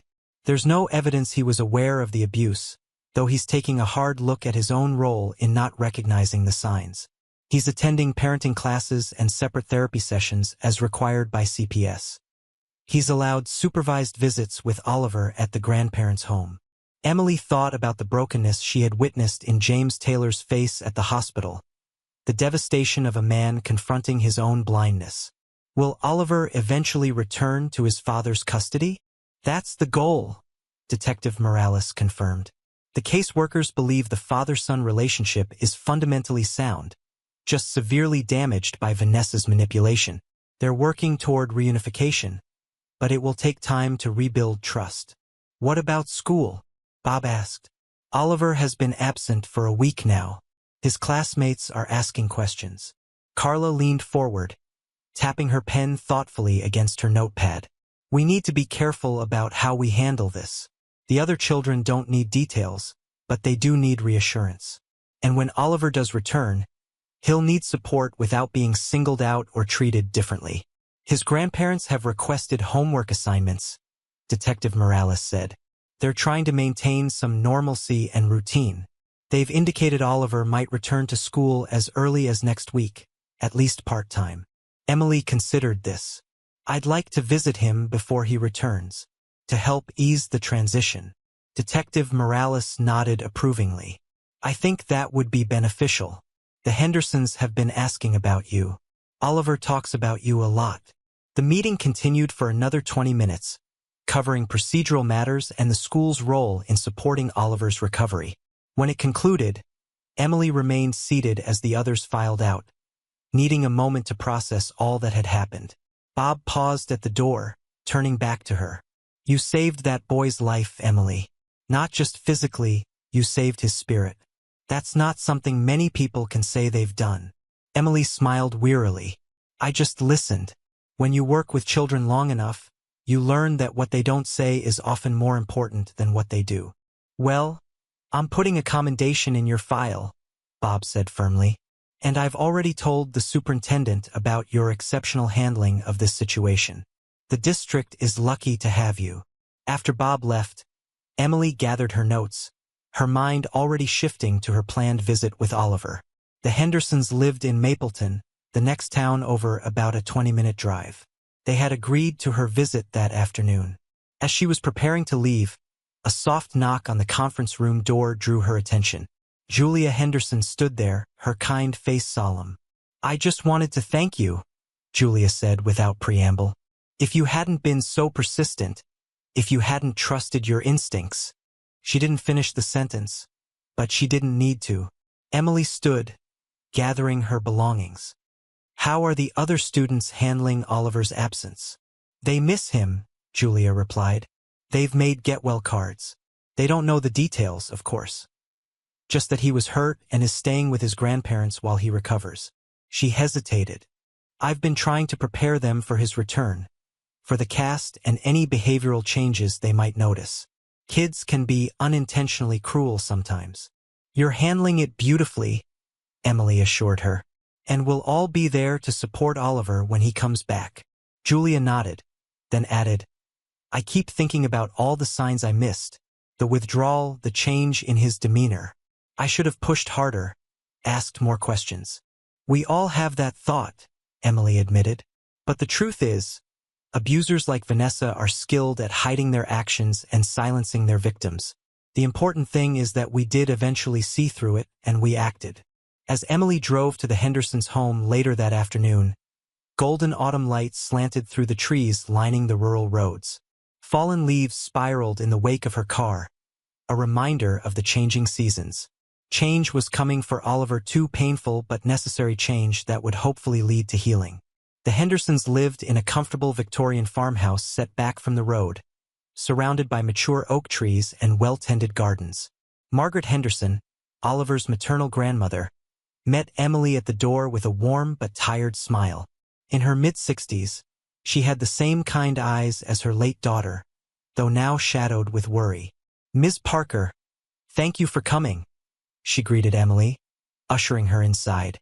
"Oliver's been asking when he might see you." The house was warm and invitingly cluttered in a way that spoke of a lifetime of memories. Family photographs lined the walls of the entryway, many featuring Oliver's mother, Kate, at various ages. Emily recognized her from the resemblance to Oliver, the same sandy hair and thoughtful blue eyes. "Please, call me Emily," she said, following Margaret into a cozy living room where a fire crackled in the hearth. "How is he doing?" Margaret's expression grew somber. "Better each day, but it's a process. The nightmares are the worst. He wakes up crying, afraid that Vanessa has somehow found him." She lowered her voice. "The therapist says it's normal, that it will take time for him to feel truly safe again." "And James?" Emily asked carefully. "How are the visits going?" "It's complicated," Margaret admitted. "Robert, my husband, was furious at first. Wanted to ban James from the property. But Oliver needs his father, and James is genuinely devastated by what happened." She sighed deeply. "We're trying to remember that there are two victims here. Oliver, of course, primarily. But James was manipulated too, in a different way." Before Emily could respond, a tentative voice called from the doorway, "Ms. Parker." Oliver stood there, his left arm in its blue cast, a tentative smile on his face. He looked different already. Some color had returned to his cheeks, and though still thin, he didn't have the haunted, gaunt appearance that had so worried Emily. "Oliver," she greeted him warmly. "It's so good to see you." He crossed the room somewhat shyly, stopping a few feet away. "Grandma made cookies, and hot chocolate, if you want some." "That sounds wonderful," Emily replied, understanding his need for ordinary, pleasant interactions. Margaret excused herself to the kitchen, leaving Emily and Oliver alone. He settled into an armchair opposite her, his cast resting on a small pillow. "How's the arm feeling?" Emily asked gently. "It itches sometimes," he admitted. "But Grandpa got me this special stick thing to scratch under the cast. And look," he held up the cast proudly. "Everyone signed it." Emily examined the cast, covered with signatures and small drawings. His grandparents' names, his father's large, careful writing, messages from his therapist and doctors, even Detective Morales. "There's room for your name too," Oliver said, producing a marker from his pocket. Emily accepted it with a smile, finding an empty spot to write, To the bravest boy I know, Ms. Parker. She added a small heart beside her name. Oliver examined her message with satisfaction before looking up at her, his expression turning serious. Is Vanessa still in jail? Yes, Emily confirmed, believing in honesty appropriate to his age. And she'll remain there until her trial. And after the trial? Will she go to real prison? Most likely, yes. The evidence against her is very strong, and what she did was very serious. Oliver seemed to digest this information, relief mingling with lingering anxiety on his face. Dad says I have to testify. Tell the judge what happened. Only if you're ready, Emily assured him. There are ways to make it easier. You wouldn't have to be in the same room with Vanessa, for instance. Oliver nodded slowly. My therapist, Dr. Levine, she says it might actually help me to tell my story and have people believe me. He looked down at his hands. It's still hard to believe that people actually believe me now. The simple statement broke Emily's heart. I've always believed you, Oliver, she said softly. Even when you couldn't say the words, I knew something was wrong. I just wish I had figured it out sooner. You figured it out before anyone else, he pointed out with unexpected wisdom. Dad didn't. My teachers didn't. Even I didn't know how to. He struggled to articulate the complex feelings. It's not your fault, Emily said firmly. None of this was your fault. Vanessa was the adult. She was responsible for caring for you, and she abused that responsibility terribly. That's what Dr. Levine says too, Oliver agreed. And Dad. He cries sometimes when he visits. His voice dropped to a whisper. He says he's sorry he didn't protect me. He loves you very much, Emily said carefully. Sometimes adults make mistakes, even when they love their children deeply. Oliver considered this. I know. I was mad at him at first. Really mad. But then. He paused, looking up at Emily with those two old eyes. Then I realized that Vanessa fooled everybody. Not just Dad. She was really good at pretending. Emily was struck by the child's capacity for understanding. His ability to process complex adult failings with more compassion than many grown people could muster. Margaret returned with a tray of cookies and hot chocolate, and the conversation shifted to lighter topics, Oliver's progress with his schoolwork, the treehouse his grandfather was helping him build, the stray cat that had adopted the family and that Oliver had named Darwin. After Ms. Parker's cat, he explained proudly. She told me about him once when I was in her office. The hour passed quickly, and as Emily prepared to leave, she found herself reluctant to go. Something about this place, with its warmth and gentle chaos, felt healing not just for Oliver but for her as well. At the door, Oliver surprised her with a one-armed hug, quick but fierce. I'm coming back to school on Monday, he informed her. Just mornings at first. Dr. Levine says we have to titrate my return. That means do it slowly. I'll be ready for you, Emily promised. And Oliver, I'm so proud of you. For your courage, your honesty, and your big heart. He beamed at the praise, standing a little straighter. Grandma says I'm resilient, like a rubber band. I can get stretched really far but still bounce back. Margaret placed a gentle hand on his shoulder. The most resilient rubber band I've ever known, she agreed, her eyes meeting Emily's over the boy's head. On the drive home, Emily found herself reflecting on Oliver's words about resilience.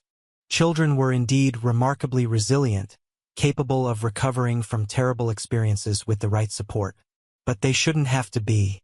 They shouldn't have to develop that kind of strength from enduring pain that adults should have prevented.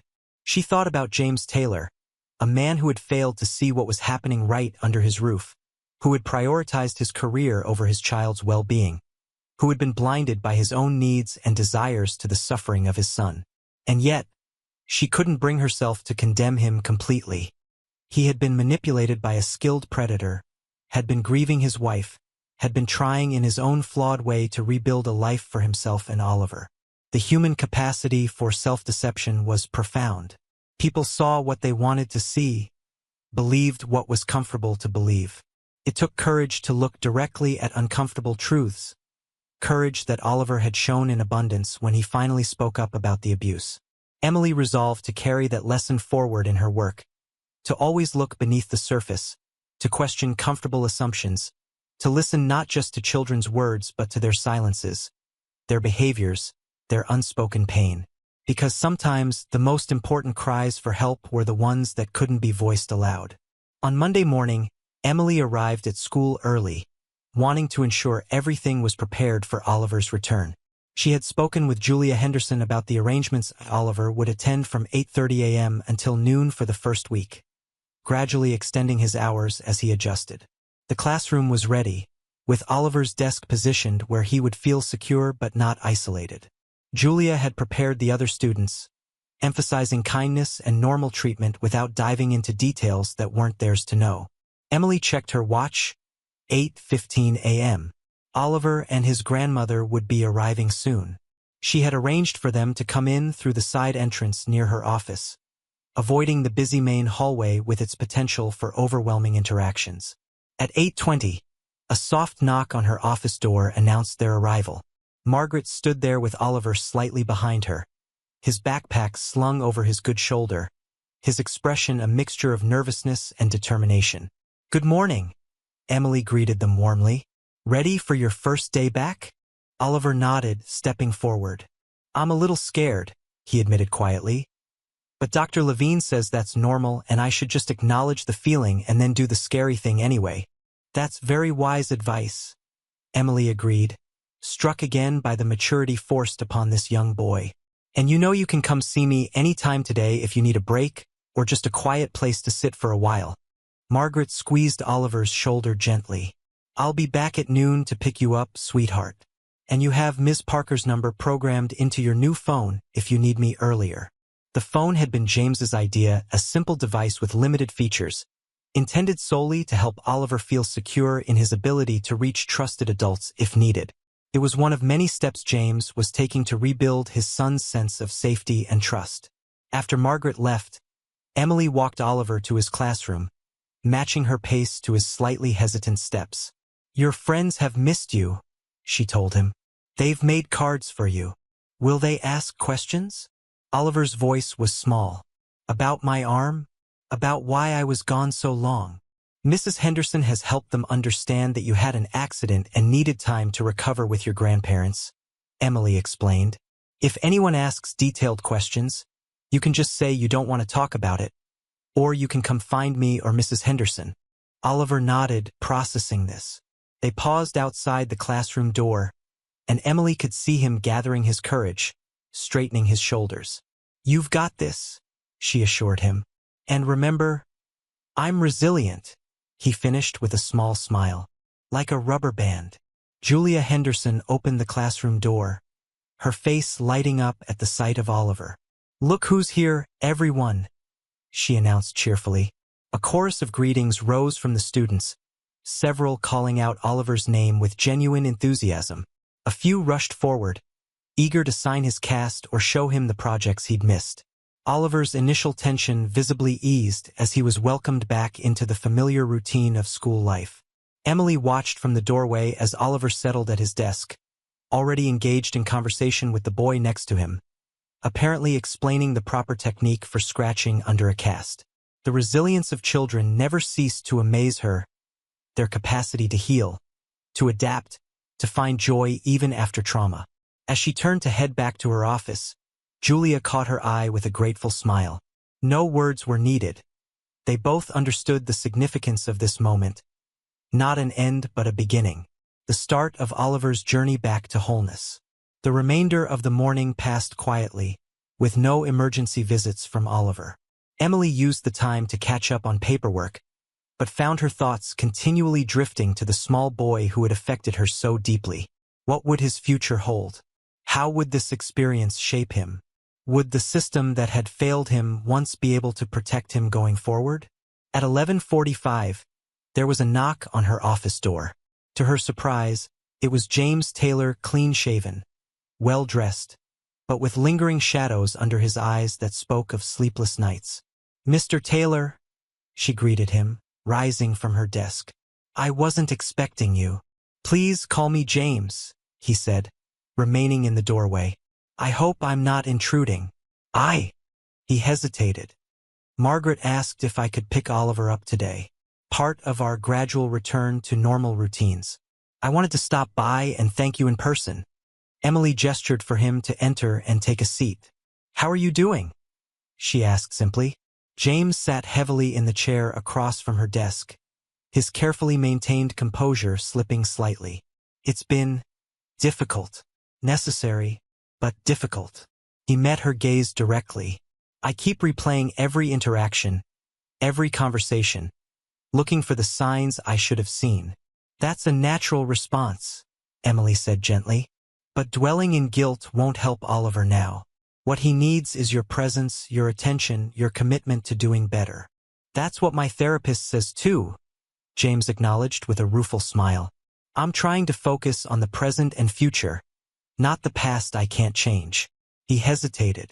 We're selling the house. Too many bad memories. Once the court approves Oliver's return to my custody, we'll be moving to a smaller place closer to Margaret and Robert. They've been incredibly gracious, considering. They seem like wonderful people, Emily observed. Oliver is fortunate to have them in his life. Kate's parents, James nodded. They've been more supportive than I had any right to expect. Robert wanted to knock my teeth out at first, can't say I blame him. But for Oliver's sake, they've put aside their anger. His voice thickened with emotion. They're teaching me what it means to truly put a child's needs first. Emily considered her next words carefully. If you don't mind my asking, how did you meet Vanessa? A shadow crossed James's face. At a grief support group, if you can believe it. 3 months after Kate died. He shook his head, self-recrimination evident in his expression. She said she'd lost her fiancé in a car accident. I later found out that was a lie, just one of many. She targeted me, targeted Oliver. The detective believes she's done this before, though perhaps not to this extent. What do you mean? Apparently, Vanessa has a pattern of insinuating herself into the lives of vulnerable men, particularly widowers with children and financial resources, James explained. Detective Morales found 2 previous relationships with similar characteristics, though those children weren't physically abused, as far as they can tell. Just isolated and emotionally manipulated, while Vanessa gained control of family finances. Emily absorbed this disturbing information. A predator, she said quietly. Yes, James agreed, his voice hardening.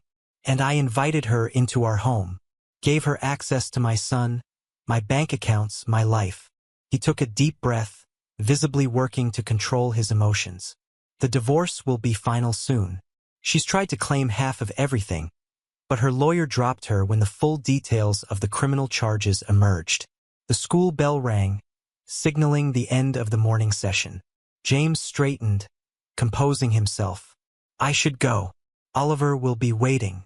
As they walked together toward the classroom, James slowed his pace.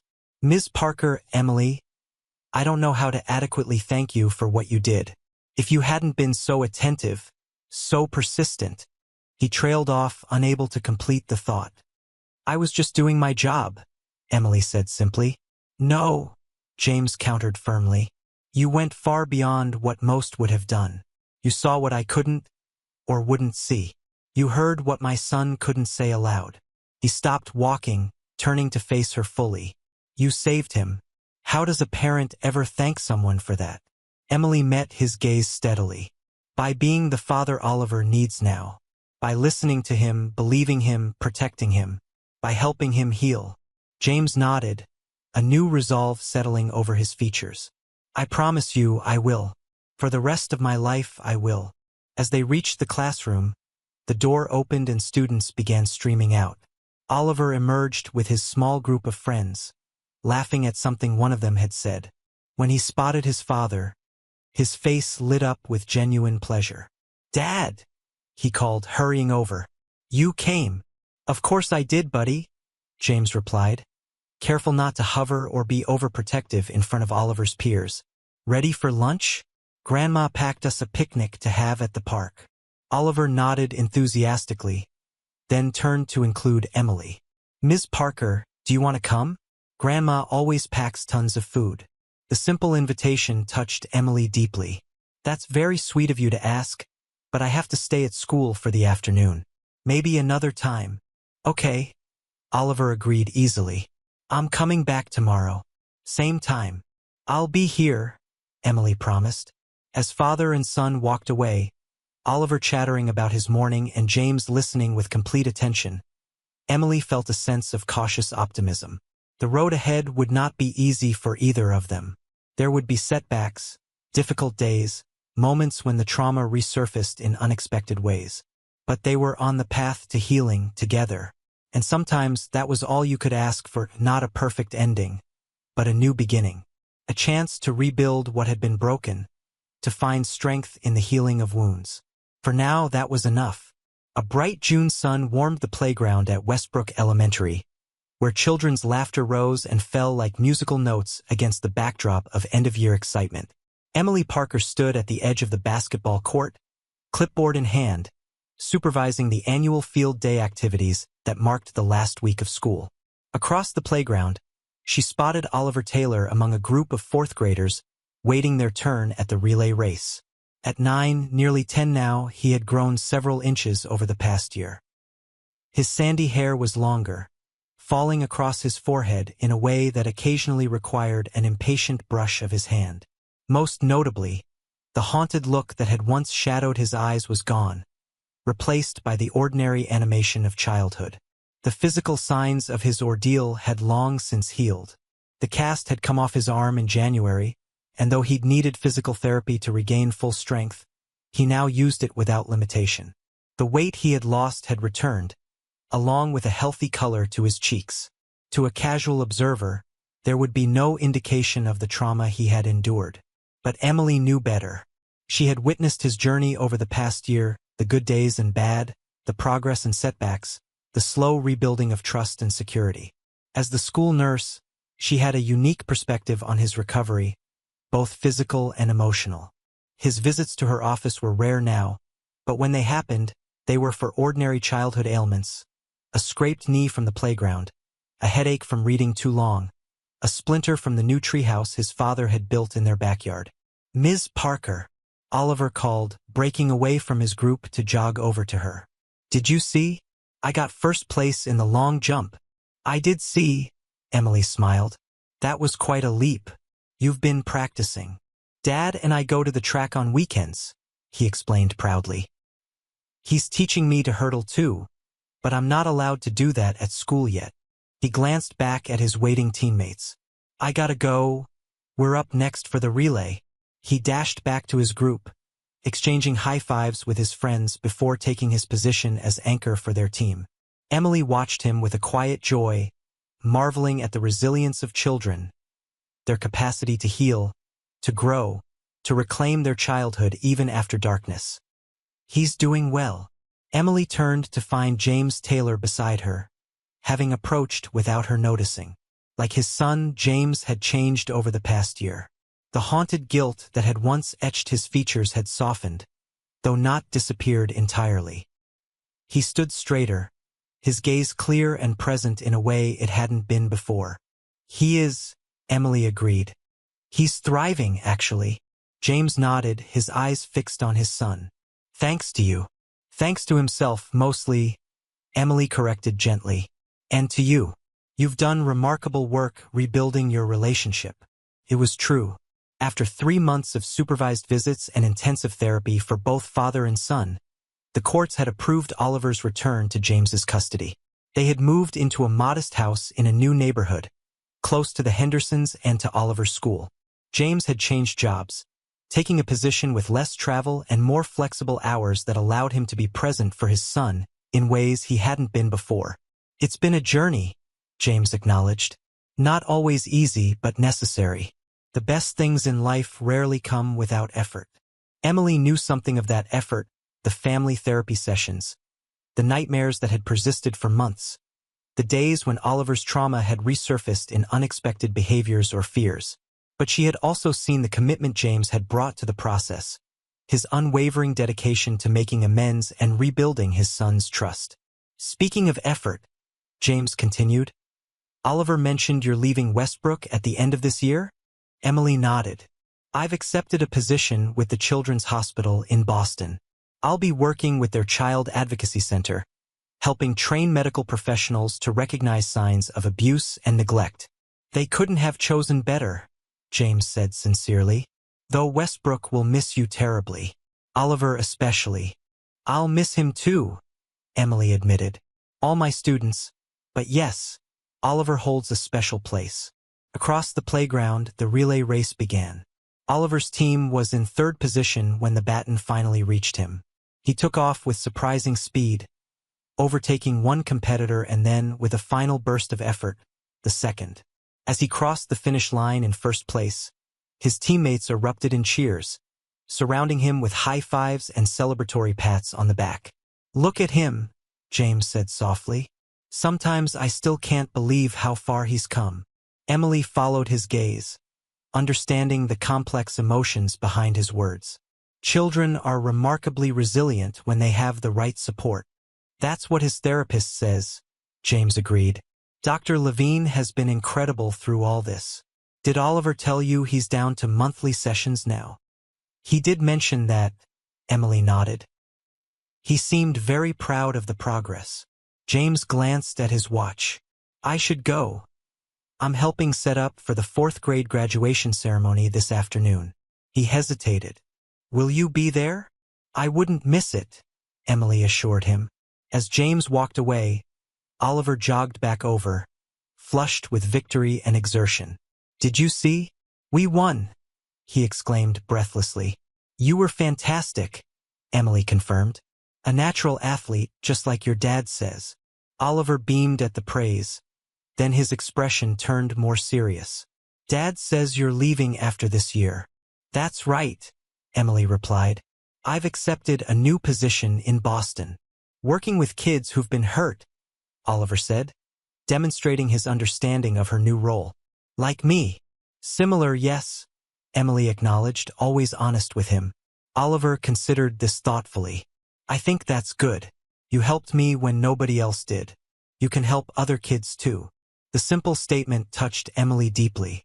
Thank you, Oliver. That means a lot to me. He scuffed his sneaker against the pavement, suddenly shy. I made something for you, for graduation, to say thank you. He glanced up at her. Dad helped me, but it was my idea. I'm looking forward to seeing it, Emily said warmly. Oliver nodded, satisfied, then looked back at his classmates who were regrouping for the next event. I better go. Mr. Phillips says we're doing the water balloon toss next.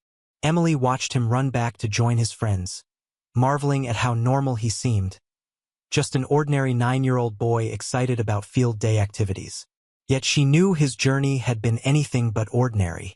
That afternoon, the 4th grade graduation ceremony transformed the school gymnasium into a sea of proud parents and fidgeting children. Rows of folding chairs faced a makeshift stage adorned with blue and white streamers, the school colors. A banner across the front proclaimed, "Congratulations, 4th graders," in bold, cheerful letters. Emily sat near the back, alongside other faculty members. The ceremony itself was modest certificates of completion, a few special achievement awards, a slideshow of memories from the school year, and a short musical performance by the students.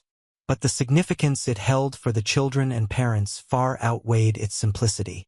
When Oliver's name was called to receive his certificate, a small cheer rose from where James sat with Margaret and Robert Henderson.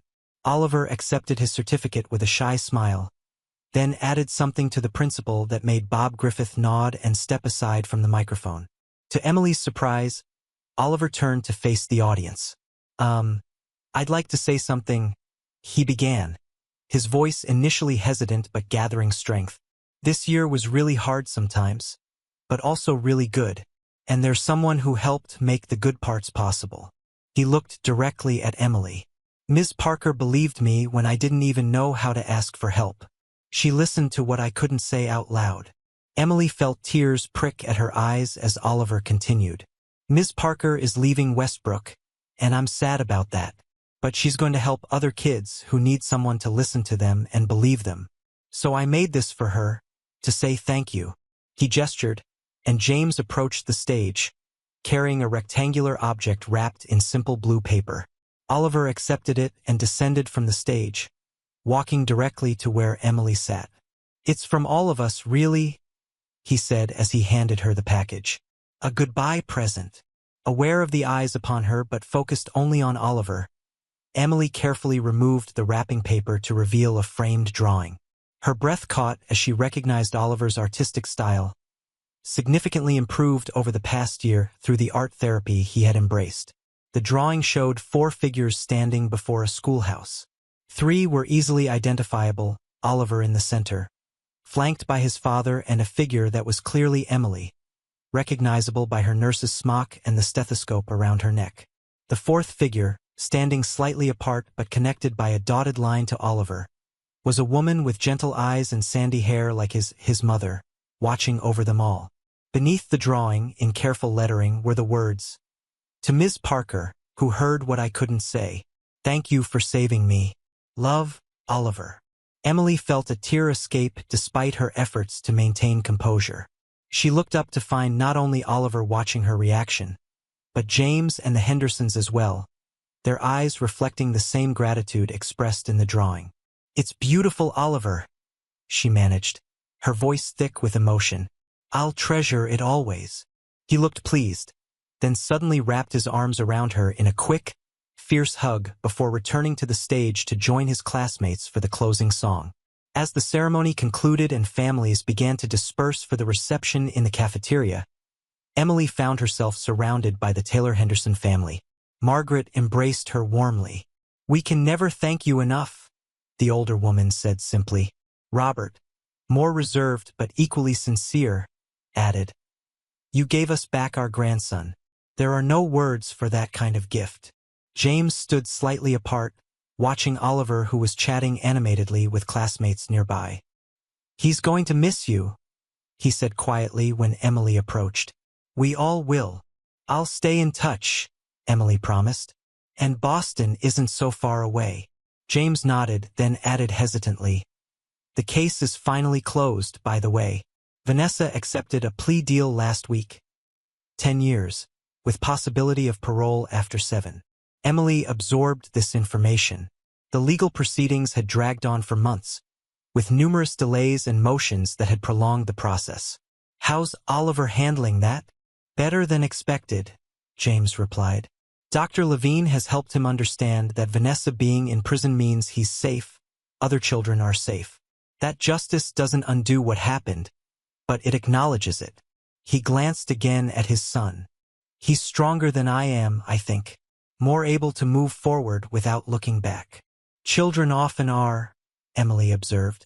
"They live more fully in the present than adults do." Oliver noticed them talking and bounded over, his graduation certificate clutched in one hand. "Dad, can Ms. Parker come to dinner? Grandma made her special lasagna, and there's chocolate cake for dessert." James looked to Emily with a smile. "We'd be honored if you'd join us. A small thank you for everything." "I'd love to," Emily accepted, touched by the invitation.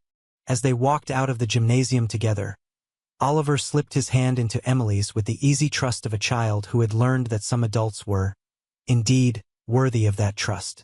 They stepped into the June sunshine, where the school grounds were alive with the sounds of families celebrating, of children laughing, of another year completed and new beginnings on the horizon. For Oliver, the coming year would bring 5th grade at a new school, continued healing, and the ongoing rebuilding of family bonds that had been tested but ultimately strengthened by adversity.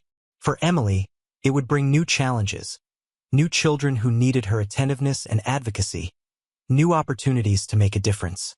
But in this moment, walking hand in hand with a child who had once been drowning in silent pain and now bubbled with life and chatter, Emily felt the full weight and wonder of what had been accomplished. Not by her alone, but by all of them together, the teachers who had noticed, the counselor who had listened, the grandparents who had provided refuge, the father who had found the courage to face his failures and change, and most of all, the boy who had found his voice when it mattered most. Some wounds left scars, Emily knew. Oliver would always carry the marks of his experience, visible not on his body but in his spirit. Yet scars were not merely evidence of past pain.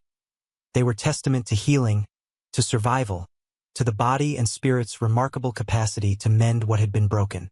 As if reading her thoughts, Oliver looked up at her with a smile that reached his eyes clear, trusting eyes that no longer held shadows. "I'm okay now, Miss Parker," he said simply. "Really okay." And in that moment, Emily knew it was true. The silent pain had given way to spoken truth, to healing, to a future where a child's voice would never again go unheard. For Oliver, for his family, and for Emily herself, that was the greatest victory of all. "Yes," she agreed, squeezing his hand gently. "You really are."